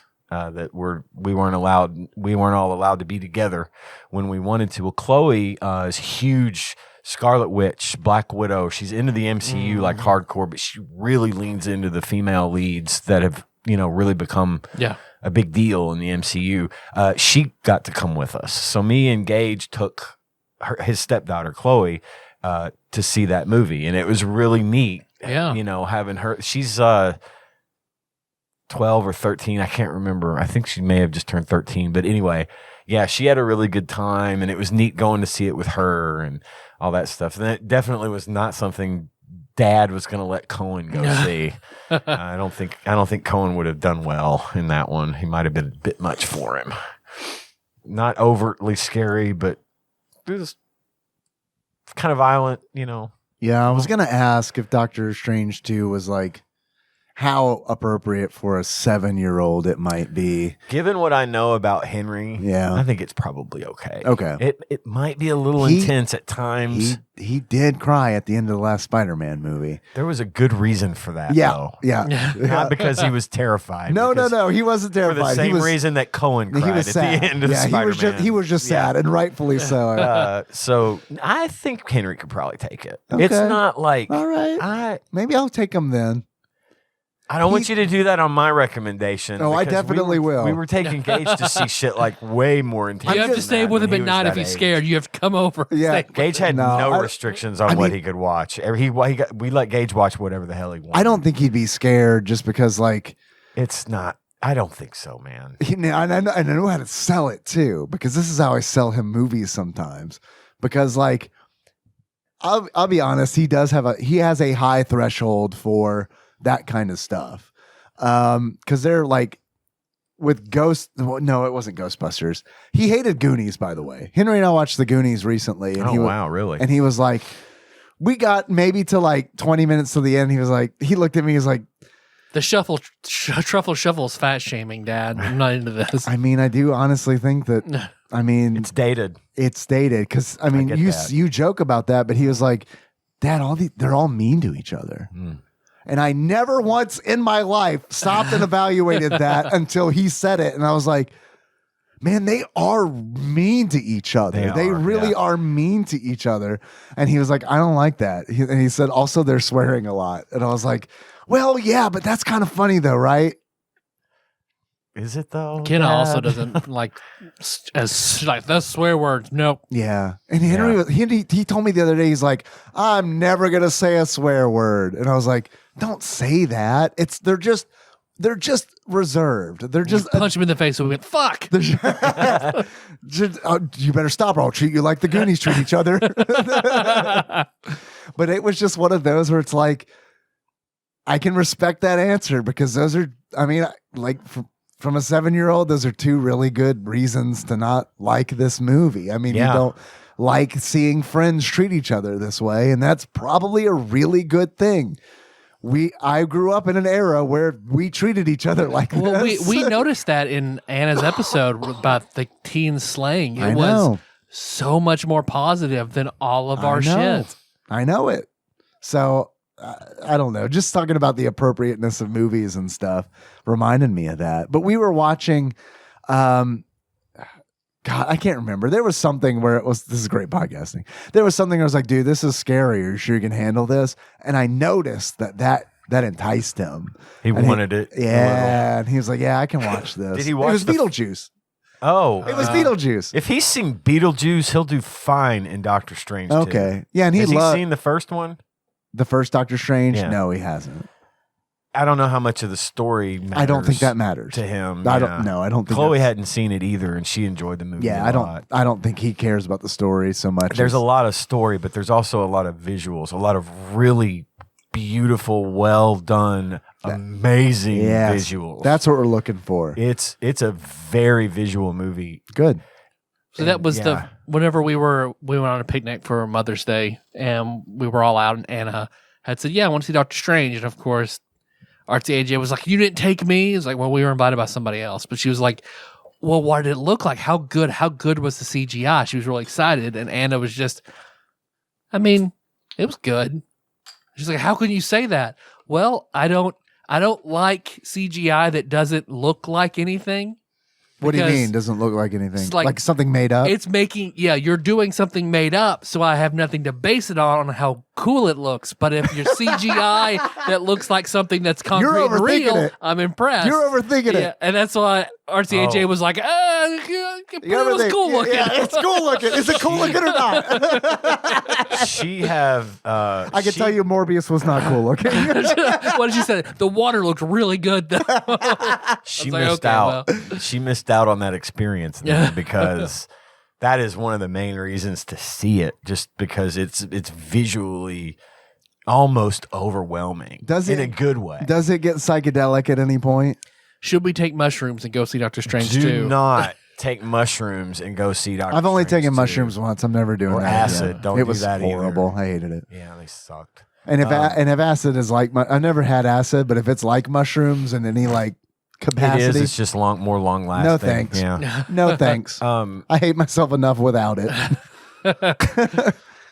It's there's a couple of scenes in it that could be defined as pretty fucking trippy. All right. Well, I was not hoping like beyond, not like upsettingly so. I was hoping they would kind of lean into that like psychedelic They kind of do. like. I think they did the love- first one. Whenever he goes, sees his face going into That scene, every, Yeah, the kaleidoscope. That scene, there's a scene for an hour and a half. Yeah.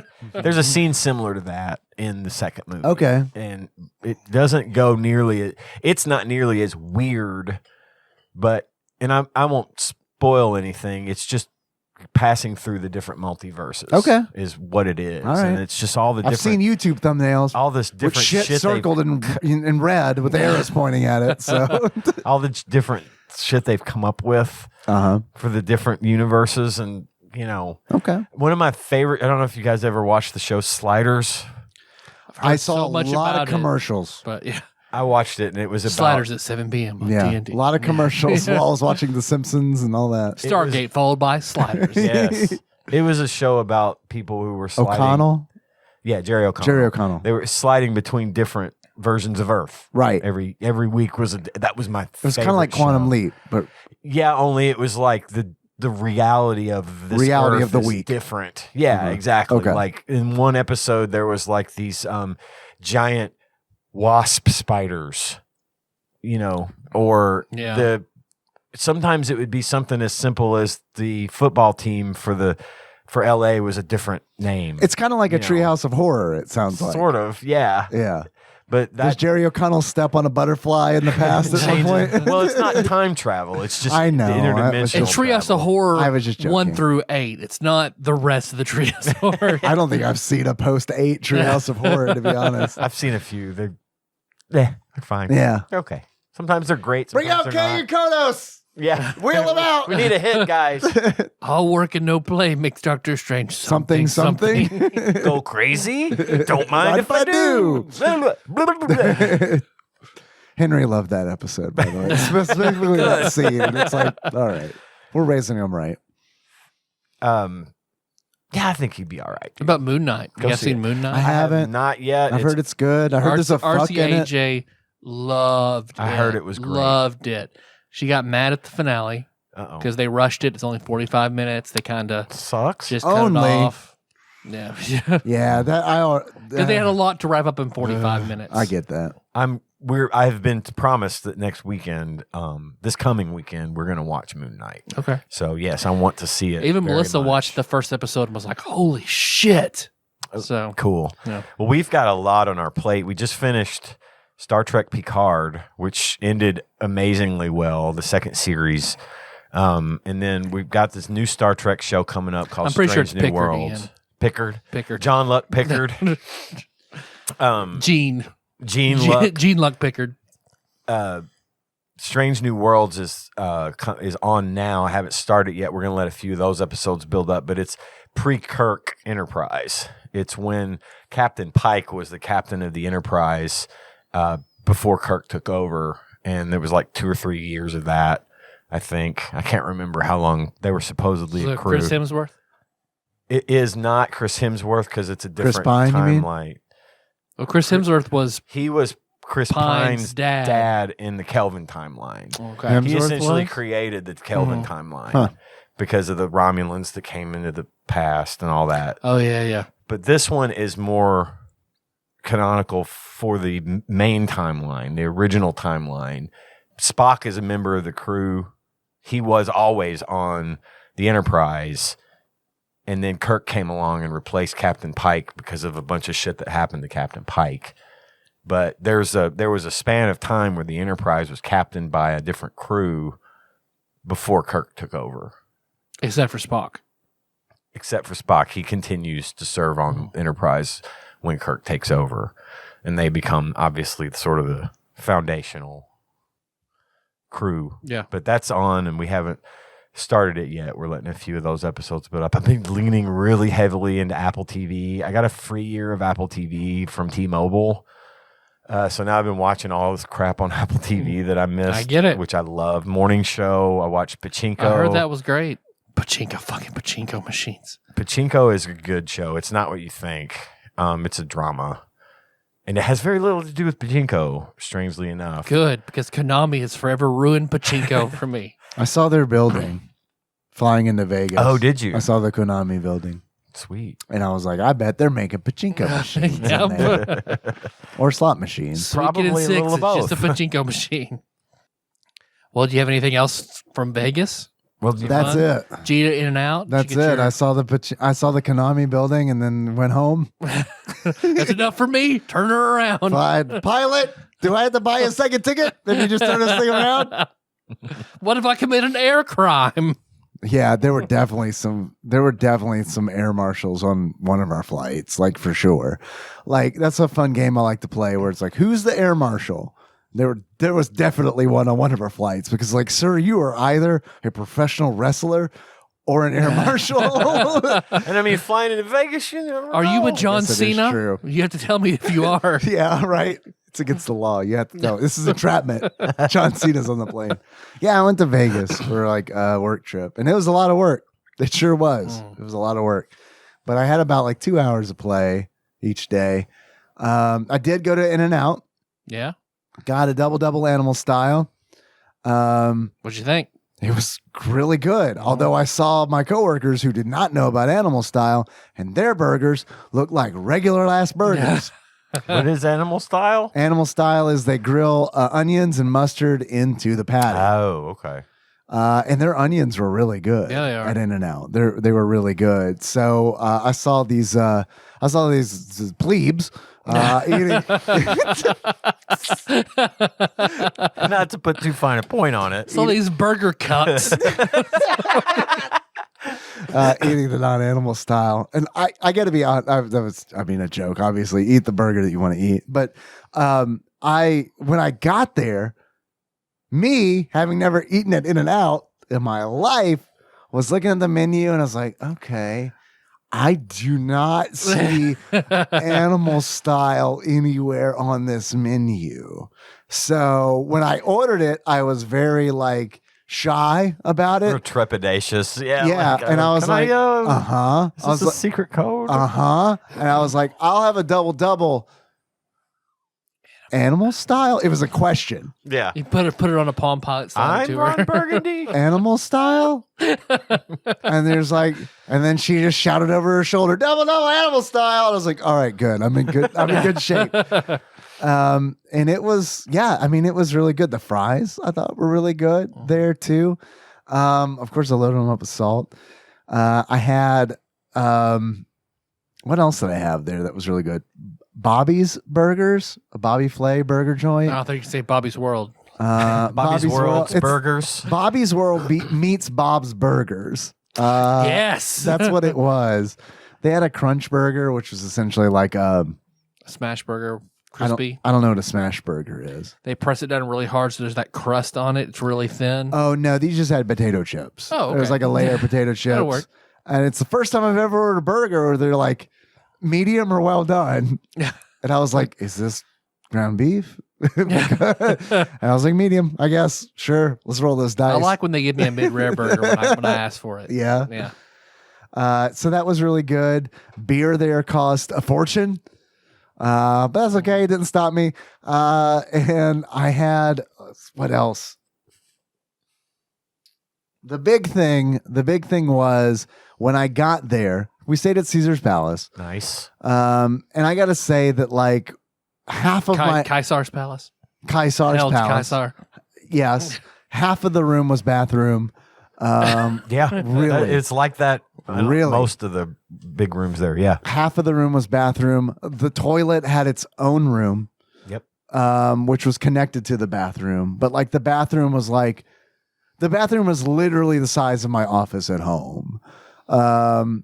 And then the bedroom part was like the same size as the bedroom, as the bathroom. Yeah. It was ridiculous. And I didn't get in the tub, but there was a giant, I say giant, but like a tub in there that's bigger than the tub we have at home. Sure. You could lay in it without scrunching your knees up. Yes. Yeah. And I thought about taking a bath in there, but I never did. I'm a shower boy. Yeah. If I Do don't you want have to make Dave soup? No, I mean, the last time I took a bath, I think was in Germany, where I woke up. I fell asleep in there and I woke up in freezing water, confused and not knowing. Oh, that's couldn't scary. read anything. That's bad. That makes me want to check on you every night to make sure you didn't fall asleep in a bathtub. No, I don't take baths, That's scary. especially at Oh. home. Because our bathtub is like a poor person's bathtub, and it's like short and It's like an oil drum that Goku gets in with the fire underneath it. it's super uncomfortable. Sometimes I'm like, honey, would you like to take a bath? And it's kind of a joke because it's like, obviously that would be crazy uncomfortable. Yeah, we have one of those. Yeah. Yeah, I get that. Would you like to sit in the bathtub? Let's set ears to ankles. Come on. Oh, 2 people in a bathtub? Not a chance. Not a chance. 2 children? That ain't even gonna work. No. If we had 2 kids, we'd be fucked. But like when we got there at Caesar's Palace, I kept seeing these promotions for Chris Rock, and I was like, "Oh shit, is Chris Rock here?" He was. He just happened to be there while we were there for work, and I was like, "Well, what days does he have a show?" He had a show on Friday. He had a show on Saturday. This is my first work trip with this company, which was a lot of work, honestly, but truly went off really well. Good. And it was one of those where it's like, now I'm a lot more comfortable with my coworkers because we spent a lot of time together. Yeah. And like, That's a good thing. I got to know people a lot better. And like, it really was a good thing.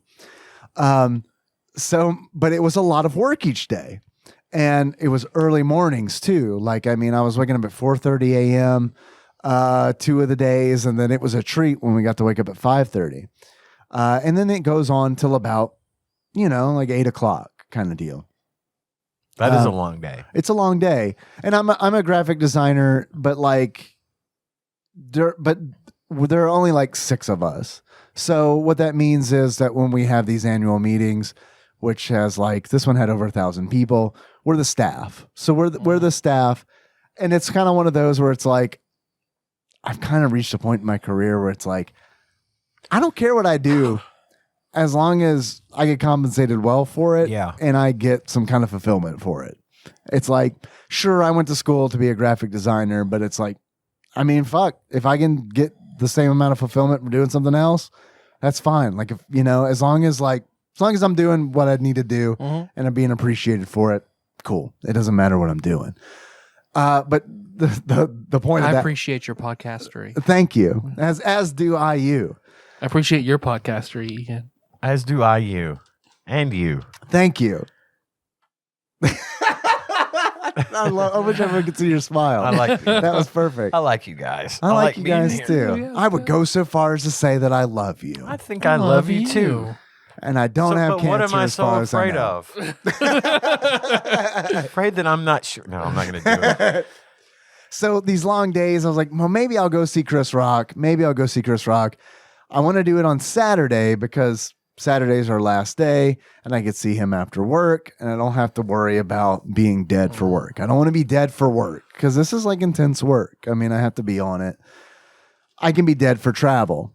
And so my thing was, I'll wait until Saturday morning, see how I feel, and then make a decision. And I went to see Chris Rock. Nice. Awesome. And it fucking ruled. It was amazing. And I'm like so happy that I got to see a comedy legend. Right. Like a fucking like opportunity. I felt like it was an opportunity that is like, I live in Paducah. Like this is, and I live in Paducah and I miss Jerry Seinfeld coming to that was Paducah. too expensive anyway. I was a poor college student. I miss Jerry Seinfeld coming Paducah. I miss George Carlin coming to Paducah. So like with those two things, What about weighing- Gallagher, though? Gallagher, I've never seen Gallagher or Gallagher 2 for that matter. I've never seen any Fruit Smashed. So like based on that, I was like, I'm fucking going to see Chris Rock. Yeah. Yeah, and it was great. They were filming for Netflix, so they made us like put all our phones in like these magnetic pouches and shit. Really? Which I thought was, first of all, They should do that at the movie theater. Hey, you going to see a movie? Put your fucking phone in a pouch. We'll unlock it at the end of the Faraday cage. Yep. Okay. And it was like, it was cool. So when that special airs on Netflix, you're going to be in the audience. Maybe they're filming the whole tour, so they're gonna like okay. stitch it together before it goes to Netflix. But it was $1,000 whoever finds Dave in the Chris Rock special. I was 14 rows back from the front. Nice. Yeah, in the Coliseum, which is huge. It was where one we of, saw Elton John. It's a big. when did the people I was sitting next to? They saw Elton John there in the Coliseum. It was in 2015. Dude, I think you guys were at the same show. Really? Yeah. Oh, sweet. Because when I got there, so like there's I get a ticket with a seat on it, right? Yeah. And I'm going and I find the seat and I was like, there's someone sitting here. So I said, I think I'm supposed to sit here. And then someone next to the woman was like, oh yeah, we can move. And I was like, well, it's no big. There was one seat open still. And I was like, that's no big. There's a seat down there. Was that your seat? And she said, yeah. And I said, no big deal. I'll sit there. You guys want to stay together or whatever? And she was like, no, I just have like a weak bladder. It was an aisle seat that I had. And she's like, I just want to get up and down. It's like, all right, no big deal. As long as I get to see Chris Rock, it's fine. Right. So like I went and sat in her seat. And because of that, she was with a big group. And because of that, I was like their hero. And like they started talking to me. And like the people next to me, they were from LA. And they were out for like Mother's Day, and they were talking about like the woman next to me was at the show where the guy rushed the stage at Dave Chappelle. Oh, and wow. Chris Rock was there. Yeah, they came up and said, was that Will Smith? Right. They were at that show. And then so we started talking about comedy, and like they had just recently seen like Bill Burr, and like they were talking to me about like Aziz Ansari, and like I mean it was cool. And the show was great. And so here's the deal. It got out at 12:30.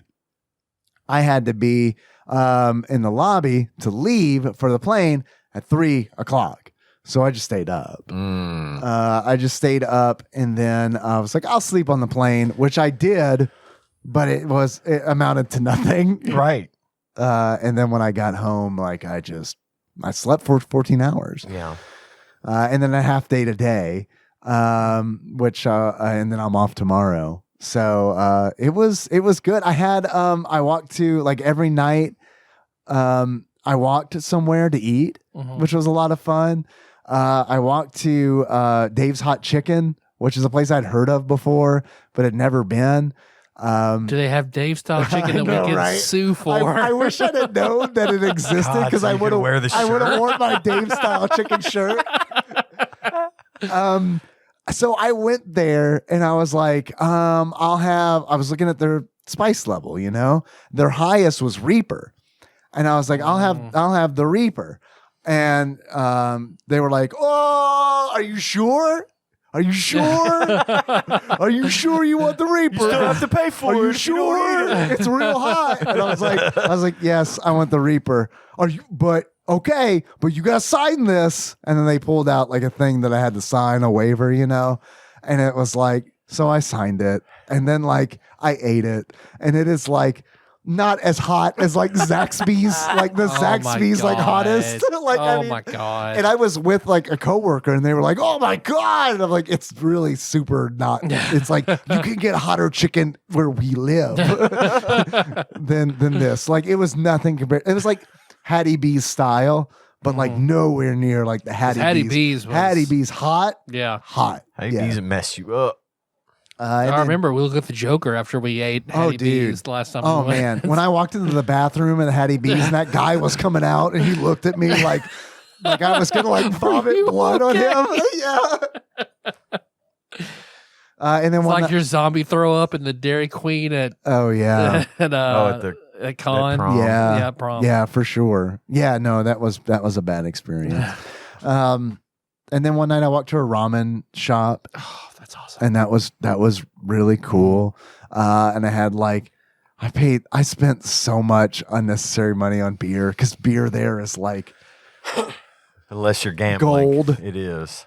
And then so like the ramen was really good. And then the only gambling I did was I spent $15 at a little shop of horrors slot machine. Nice. And it was like the whole week I was like, because I was there for like six days ish. The whole week that was the one I saw, and I was like, yeah, if I'm gonna like blow $15, it's gonna be on that one. And of course, you know, I didn't win any money because of course I didn't. Right. But yeah, there was a Wheel of Fortune one, and I didn't play that one. Little Shop of Horrors all the way. Well, I'm glad you had a good time on the trip. Then. It was good. I expected you to say, I didn't see Chris Rock. So I'm very glad you went and saw Chris Rock. Yeah, it's typical Dave fashion to not go and see Chris Rock. Honestly, it is. It's typically fashion for me to really want something and then like find a reason to not do it. Mm-hmm. And I kind of pushed through all those reasons because the tickets were expensive. Oh, yeah. You can't get tickets to anything in Vegas that's not Yeah, expensive. the tickets were expensive, and they were like so expensive that I'm not going to mention it on this show. Yeah, I get it. Yeah. And so, but it was like, fuck it. And what's great about it was that I'd worked really, really hard for like all those days and just been like, you know what? Fuck it. Treat yourself. Exactly. Treat yourself. So yeah, man, it was a good show. It was awesome. It was a really good I'm show. glad to hear that. Did you like I did and would have ruined it by just writing down the jokes to be MSN sign-in names later? I did just not even paying attention. Nope, I sure didn't. I didn't. It took my phone because it's like, and that morning, like one of my coworkers, like, you gotta take a bunch of pictures, and I was like, fuck no. No, I am not. I'm gonna fucking. You have some Google Glasses, otherwise it's not happening. I am gonna enjoy that moment. Yeah. And yeah, it's like going to a fireworks show and people taking pictures. Yeah. Watch the fireworks. No, just watch the Those fireworks. pictures are going to look like shit. Yeah, really. But yeah. So I don't even watch the fireworks when I go to a fireworks show, much less take pictures. You don't? I fucking hate fireworks. You hate fireworks? I've seen fireworks, therefore I'm good on fireworks forever. Fireworks are like titties. They all kind of vaguely resemble each other, but they're different. Until you go to Disney World and see their fireworks show. Their titties. Their titties. And then every fireworks show after that is kind of like, it's okay. It's no Disney. Did you ever find yourself, like, you mentioned you had to get up 4:30 in the morning to get up and go. Yeah. How was it as weird for you as it was for me the first few days when you get up and walk down stairs and the casino is still busy? Not at all. After you've been asleep? Because I bypassed the casino. Did you? Okay. Yeah, because we were on ballroom level. So it was just, and it was amazing because it's like my hotel room was right next to the elevator. So here was my commute to work. Walk out of my room, literally 10 feet to the elevator, walk in, no one's on it at 4:30, hit ballroom, and I'm at work. That is good. When we were there, we stayed in an old hotel that's no longer there now, but for work. But you had to pass through the casino every morning to get out to the street. Okay. To go to where we were working, because they weren't going to put us in the nice hotel where we were actually working. They put us in a shitty one a block and a half away, which is not a short commute on foot. A block and a half in Vegas is a 25-minute walk. Well, especially when you got to take the bridges and stuff and you don't know where they are. Because every night I went to CVS because it was like, oh, I can just buy my stuff at CVS for like regular ass prices. Yeah. Yes, please. So, but like navigating there the first time was like, I had to cross two bridges and it's like, the first time I went the long way and went like all the way around the Bellagio. Oh, Lord. Yeah. And that damn fountain didn't go off the whole time I was walking. Are you shitting me? No, I'm not shitting you. Oh, it's COVID, man. Yeah, right. COVID, like the number of people wearing masks, literally zero. Like literally zero. But you know the Bellagio fountain runs on coughs. It's just people down there just like coughing really hard. That's what makes the water spurt across. COVID fucking killed it. But yeah, man, that CVS. I loved it. We bought a lot of shit at that CVS. Dude, I know the one you're talking about because it was nice. It also brought me back to reality for a few minutes. Sure. You know, walking into a CVS, be like, okay, I'm grounded. I feel good now. I know I'm far from home, but I know this makes me feel a little bit better. I love Thank you, capitalism. That and Denny's, yes. See, I didn't get to, because like really, like truly, like 12 hours or more per day were like in the ballroom. Yeah. So it's like, it was, sucks. I mean, it was like It's like gaming at Dragon Con. Yeah, I mean, it was like, this is Vegas, you know. So like, anytime I go out on the strip, which I of course would do because it's Vegas, I want to like do a little stuff. It was like, wow, this is like, wow, exciting. It is exciting, and that's why I like it there, because there's always something to do. I mean, you could just, even if it's just going to CVS or going down the street to the ramen shop or going to the M&M museum, or if you're a people watcher, like if you enjoy watching people, love watching people. Holy That shit. is the place to do it. Holy shit. You can park your ass on a bench anywhere on that strip and be entertained for hours. If you're a pervert in loose sweatpants, there you go. You can have a good time. With money, you have a really good time. So many sex workers. Yeah. So many. Oh, yeah. So many. I love, like, one of my favorite things is like going down the elevator, like walking to the lobby and seeing like dudes dressed like me, dudes just looking like me, and then like women like in ball gowns, like cut out shit. And it's like, I wonder if there's an arrangement there. Yes. Did you see the card flickers? Are they still doing that? I didn't Did you get that far down? No, I didn't go far down at all. Oh, okay. No. Yeah, you have to get pretty far down the strip to get. It's all digital now. They just tap your phone and Oh no! Can you airdrop me? just constantly airdropping nude advertisements.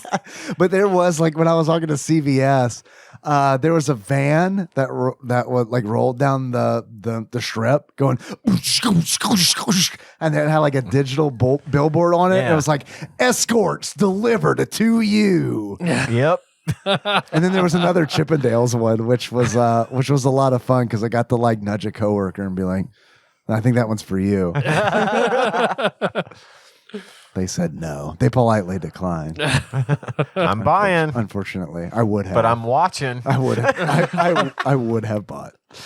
I will compensate you to fuck a strange man. How about it? Yeah. How happy are you?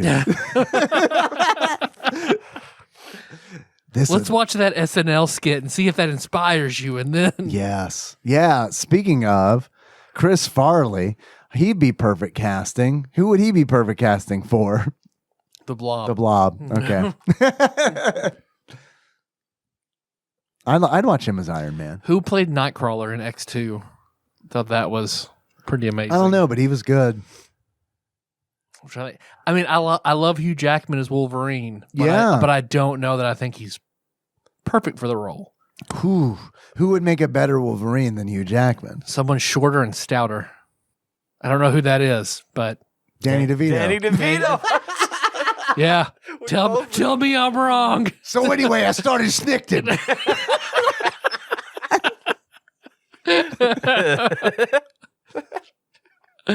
And Rhea Perlman as Mystique. It's perfect. Yes. Perfect. Yes, please. Yes, please. Who would okay, so the MCU, or not necessarily the MCU, but what Marvel character would Dan Aykroyd play the best? MODOK. MODOK? I was thinking Uatu Just the Watcher. Dan Aykroyd's head really big. I like that. Oh shit. I need a break. Take a break. I think we're done, right? Oh, we've got a quiz or anything? I mean, it is. Nah. It is like we're an hour and 45 minutes. No, almost. I came into this with nothing, so Okay. That's pretty we can good. Be done if you want to be done. let's be done. Cool. Thanks for listening, everybody. I find the show on iTunes, Stitcher, Spotify, YouTube, everywhere. Probably so, not. Let's see. You want to send us something? Oh, you sent it to. I almost gave the phone number for that. TADPOG Studios, care of Nicole Try it. Nance, P.O. Box 3785. Try it. See if it works. Send something to 270-883-8585. No, it didn't work. Do you hate your postal worker? Just write that on an envelope. Write a phone number and put it in there. See what happens. Email Dave@Tyler.com. We'll just see what happens. Did you know if you put a beer in the mailbox, it'll just show up wherever you want it to? That's my favorite episode of the Loaded Card Podcast. Oh man, I love that. That was a lot of fun recording with them. Let's see. What else do we have to do? reviews on iTunes and all that. Ian, do you have some executive producers? I do. There's a list we've got, people. And I want you to know that this list is comprised of the very generous people who donate to us $20 or more per month. And I'm going to read you that list right now, whether you like it or not. Fucking give it to me, baby. Starting with, my eyes are not focusing right. My bifocals aren't doing their thing.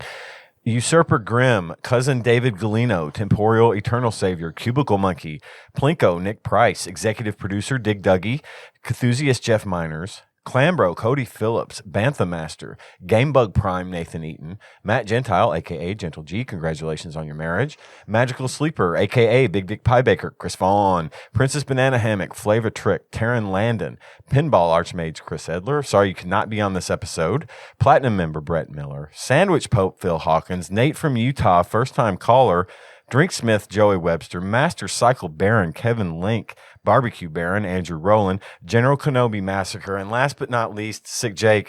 We're sorry you fell for the marketing. Yeah, get it. Love you guys. Thank you so much. Thank you very much.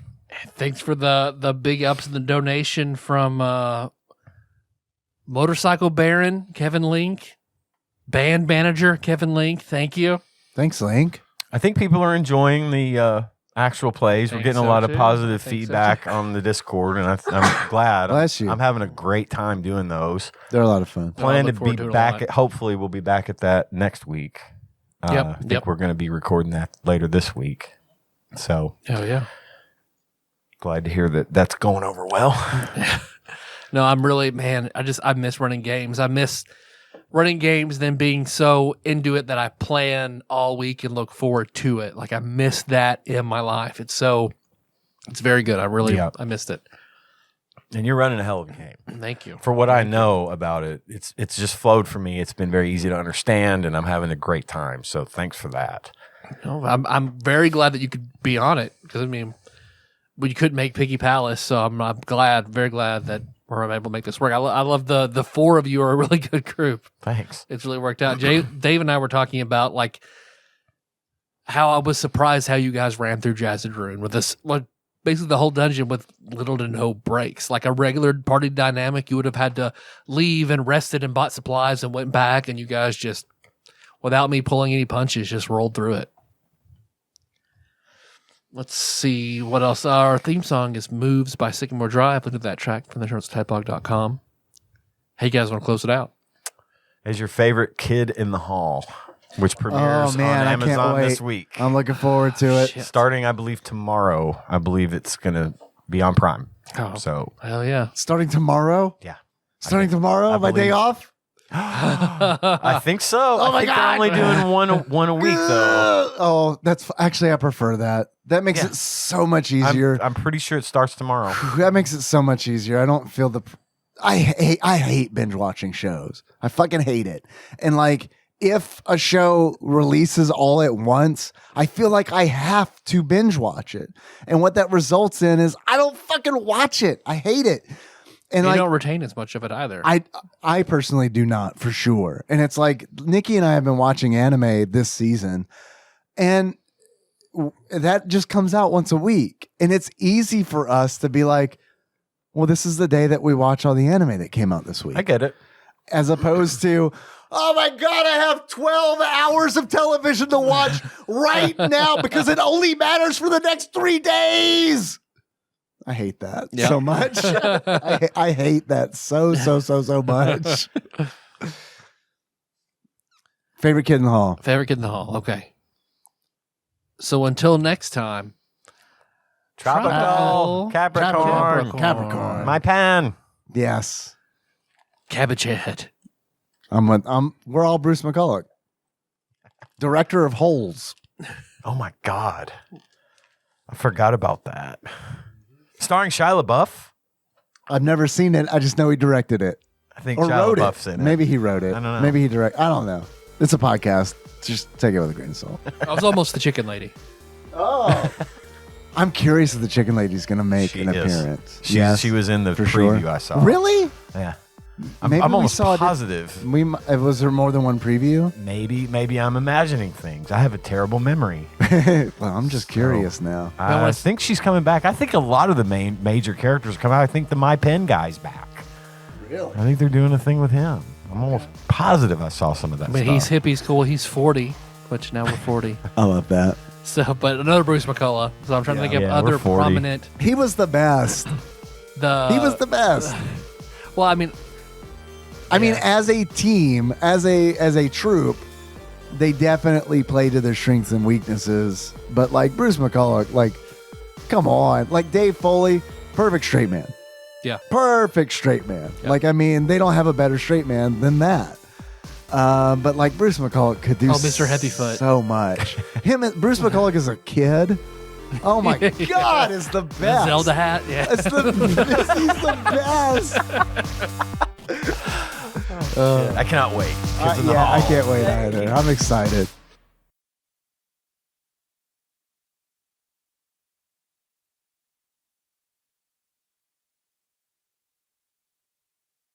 His mic's not on. Here, say something. Oh, I You're heard, 4. Yeah, 4. You're 3. I I'm know. 1. There, we all have it. Now. I don't know who 2 is. Doesn't matter. They're not here. 2 2 is gone, baby. and 5 are gone. 2 and 5. Yep. And then 6 is never here. Fucking It's 6. like a good riddle. Yeah, or just, Or a bad one. A very Somebody- bad one. or monologue from like 999. Yeah, I got that good weed eating sound in the back. It's good. It's good. Summertime. Springtime. Almost summertime. It feels like summer today. It does. A mild summer day today. It's supposed to get cold again next week, I hear. Good. Yeah. Or cool, I should say. I kind of wish it would settle down, No.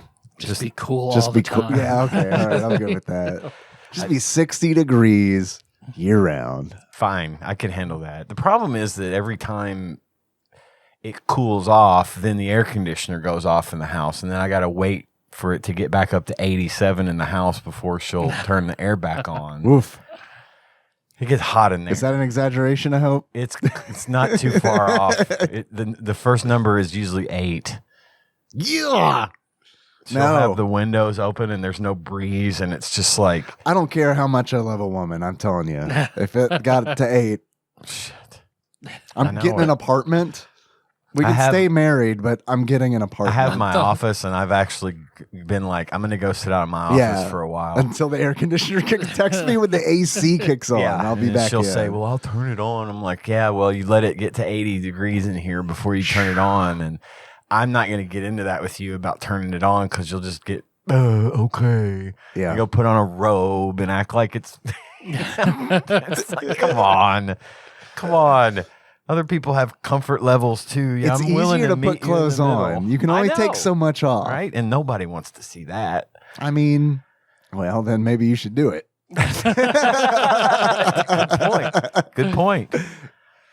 But today I came in after work and it was really hot in the house, and she was in the process of shutting the windows and turning on the air. So at least I know when I get home it'll be comfortable. Nice. Sleeping, I can somehow tolerate it when I'm awake to a point. But when I'm in bed, if it's hot, yeah. Yep. I will- Game over. I'll be like in a bad mood. Yeah. Yeah. You can't. Just, I hate trying to sleep when it's hot. We compromise on 68. See, that's where we put it at night in the winter, but in the summer she'll put it on 70, and I'm like, all right, whatever. 70, I guess I could live with 70. Well, 70 degrees is the kind of temperature where it's like, I won't notice that I'm uncomfortable unless someone says, is it hot in here? And then it's like, fuck, yeah, I'm it hot. is. Now I'm thinking Now about that it. I'm thinking about it. When I was working, it was fine. But now, yes, it's hot. And I'm going to think about it this entire time I'm here. You dig my office, man. You dig it the most because I've got this window unit the size of what you've got in there, cooling 40 square foot Nice. room that's smaller than this, about the same size as this area. You should cut a window on the other side and like sell popsicles and shit. Totally want to. But I keep that on 69. Nice. There. Nice. I was drinking beer. Pause for the cause. I couldn't. But in that little room, it's awesome because the instant the thermostat ticks above 69, it kicks on. And it like blows for 5 minutes and it feels like a freezer in there. And I'm just like, I love it. So yeah, I've got respite if I absolutely need it. Like after I mow the yard and stuff, it's never like cool enough in my house after I mow the yard. Yeah. So I'll go stand in my office and just let that air conditioner just blast me. I get angry when it's hot. I can't stand I can't stand it. Like when the air conditioner broke and it was like, we better rent a hotel room because fuck this shit. Fuck yeah, I get that. Fuck this shit. Fuck this shit. And I mean, are they going to be here tomorrow to fix this? Because if they are not. And to a point, I get it. Tanya's very thin. She's very cold. Sure. Nature. She gets cold very easily. But to your point. A Josh Nance type. Yeah. Okay. Yeah. Put on a robe, go for it. She still sleeps under 3 blankets. It is fun to make a room really, like a hotel room, really, really, really cold, and then sleep under a bunch of blankets. It is. I like that too. I do love that. It's a good feeling. We went to Panama City Beach a few years ago, and we had this guy we know and his girlfriend come over and keep the dog. And it was funny too because when we got home, they had turned the air down to like 65 or 64 degrees. Snow dogs. And I came in the house and I was like, oh man, it feels so good in here. Simply the best. Tanya goes over, click, click, click, click, turns it back up. Sets the chair on fire. Penny was over there curled in our little blanket, just snuggling and just feeling so good because she's hot natured, like me. Yeah. I bet your energy bills are good in the summer. Once it gets to full blown summer, like when it starts to being like this every day, it will just stay on, and we'll get to the point where we're just running air, all day. She's trying to capitalize on the fact that it was, 60 degrees or 69 degrees or whatever outside, and up until about 1 o'clock, it's fine. It's when the sun starts beating down on the top of the house and heating it up, and then the breeze stops blowing. Then it starts to stagnate. So, but in the summer, it stays on like a normal cycle. So yeah, then the energy bills just shoot up. But I don't fucking care. No, me neither. I'll pay the higher bill because I want. We work for a reason, right? I mean, like, come on. Yeah. So it won't be long before I move that little beast over in the bedroom. Yeah. Because my bedroom's warmer than any other room in the house. I think you're good to go now, right? I mean, that unit's really good. That unit is good. You're right. It is already. It's nice and comfortable in here. Yeah, it's very comfortable in here. Big fan. I probably should have worn shorts though. Yeah. I did actually finally get out in shorts for the first time. You're wearing in shorts. A while. I didn't notice. I don't own any.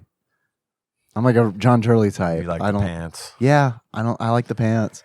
If I weren't incredibly uncomfortable in the heat and long sleeves, I'd be wearing long sleeves now I do too. prefer long sleeves to short sleeves at just about any time except when it's super hot. Yeah. I'm like that too. But pants, I like shorts just fine. I don't really go. If I go somewhere, like if I'm going out to the movies or I'm going to go to dinner or something, I'll wear pants. What's your threshold? Okay, movie, dinner, pants. I'm going to throw some others at you. Walmart. Shorts. Okay. Just a blanket. Just, a trash bag. That was a fun college when I went in just a blanket naked underneath. It made Jacob so mad. I want Did to it fall clarify. off at some point? No, he just walked around beside me, just like, you motherfucker, I cannot believe. And I just had just a duvet wrapped around me. And it's you, not him, right? Yeah. I mean, For Walmart, I clarify it's boxer shorts. boxer shorts? There's no button on the front. He might need to come out and air himself out. You know what, man? I have been wearing some boxer briefs that don't even have a gate in the front anymore. Is that right? Yeah, and I like them a lot. Okay. It does kind of suck. I do feel like a toddler when I have to pee. You got to pull them down. Got to pull them down. But other than that, it's like, well, this is nice, because everything's like nice and secure. Yeah, okay. And in photographs, I'm not like, oh, look at my bulge. They're like compression shorts almost. All right. Yeah. So they're good. I'm a boxers guy. Man, Louis C.K. fucking nailed it. Where it's just like, I think it was a Louis C.K. joke. When you wear boxers, it's just like water. It's just constantly just water. That's like what I dealt with when I wore boxer shorts. It's a wet ass. To me, it's the closest thing to being commando. You know, Yeah. like because they're loose. I'd rather just be commando. Well, I would too, except Or for the go fact commando. that if I'm wearing these basketball shorts, you know, and I'm going commando, there's literally nothing left to the imagination on that. Yeah. And I don't. Nobody wants. So that. what? I'm not gonna go to Walmart like that. Yeah. Why don't you go to Walmart like that? See what happens, man. Ooh, I don't know. I don't know if I want to tempt that fate. All right, strip club, pants or shorts? Whatever won't get you kicked out. Shorts, probably. I might Shorts? You'd wear maybe shorts I'd to a wear strip pants. club? I'd probably wear pants to the strip club. I don't know though. You I'm know, scared of chlamydia.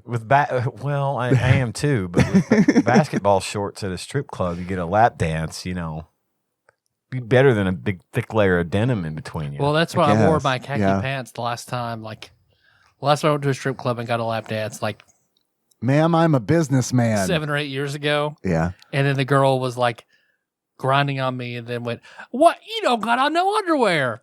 It's like, yeah, I do. I guess these pants are thin. This is a really weird conversation. We have stopped for you to accuse me. Keep In a dancing. strange The accent. song's almost over. Keep going. You don't got no underwear on. Weird for you to come to a place like this with no underwear, I do though, ma'am. as if it were any of your business. Present that underwear. Now get Show back to me. it. Because Melissa, she likes me to wear boxer briefs, and likes me to like she likes clothes on during sex, like lingerie or anything like that. So she bought me a pair of boxer briefs that has like a cod piece almost in the front, like a cover that unbuttons.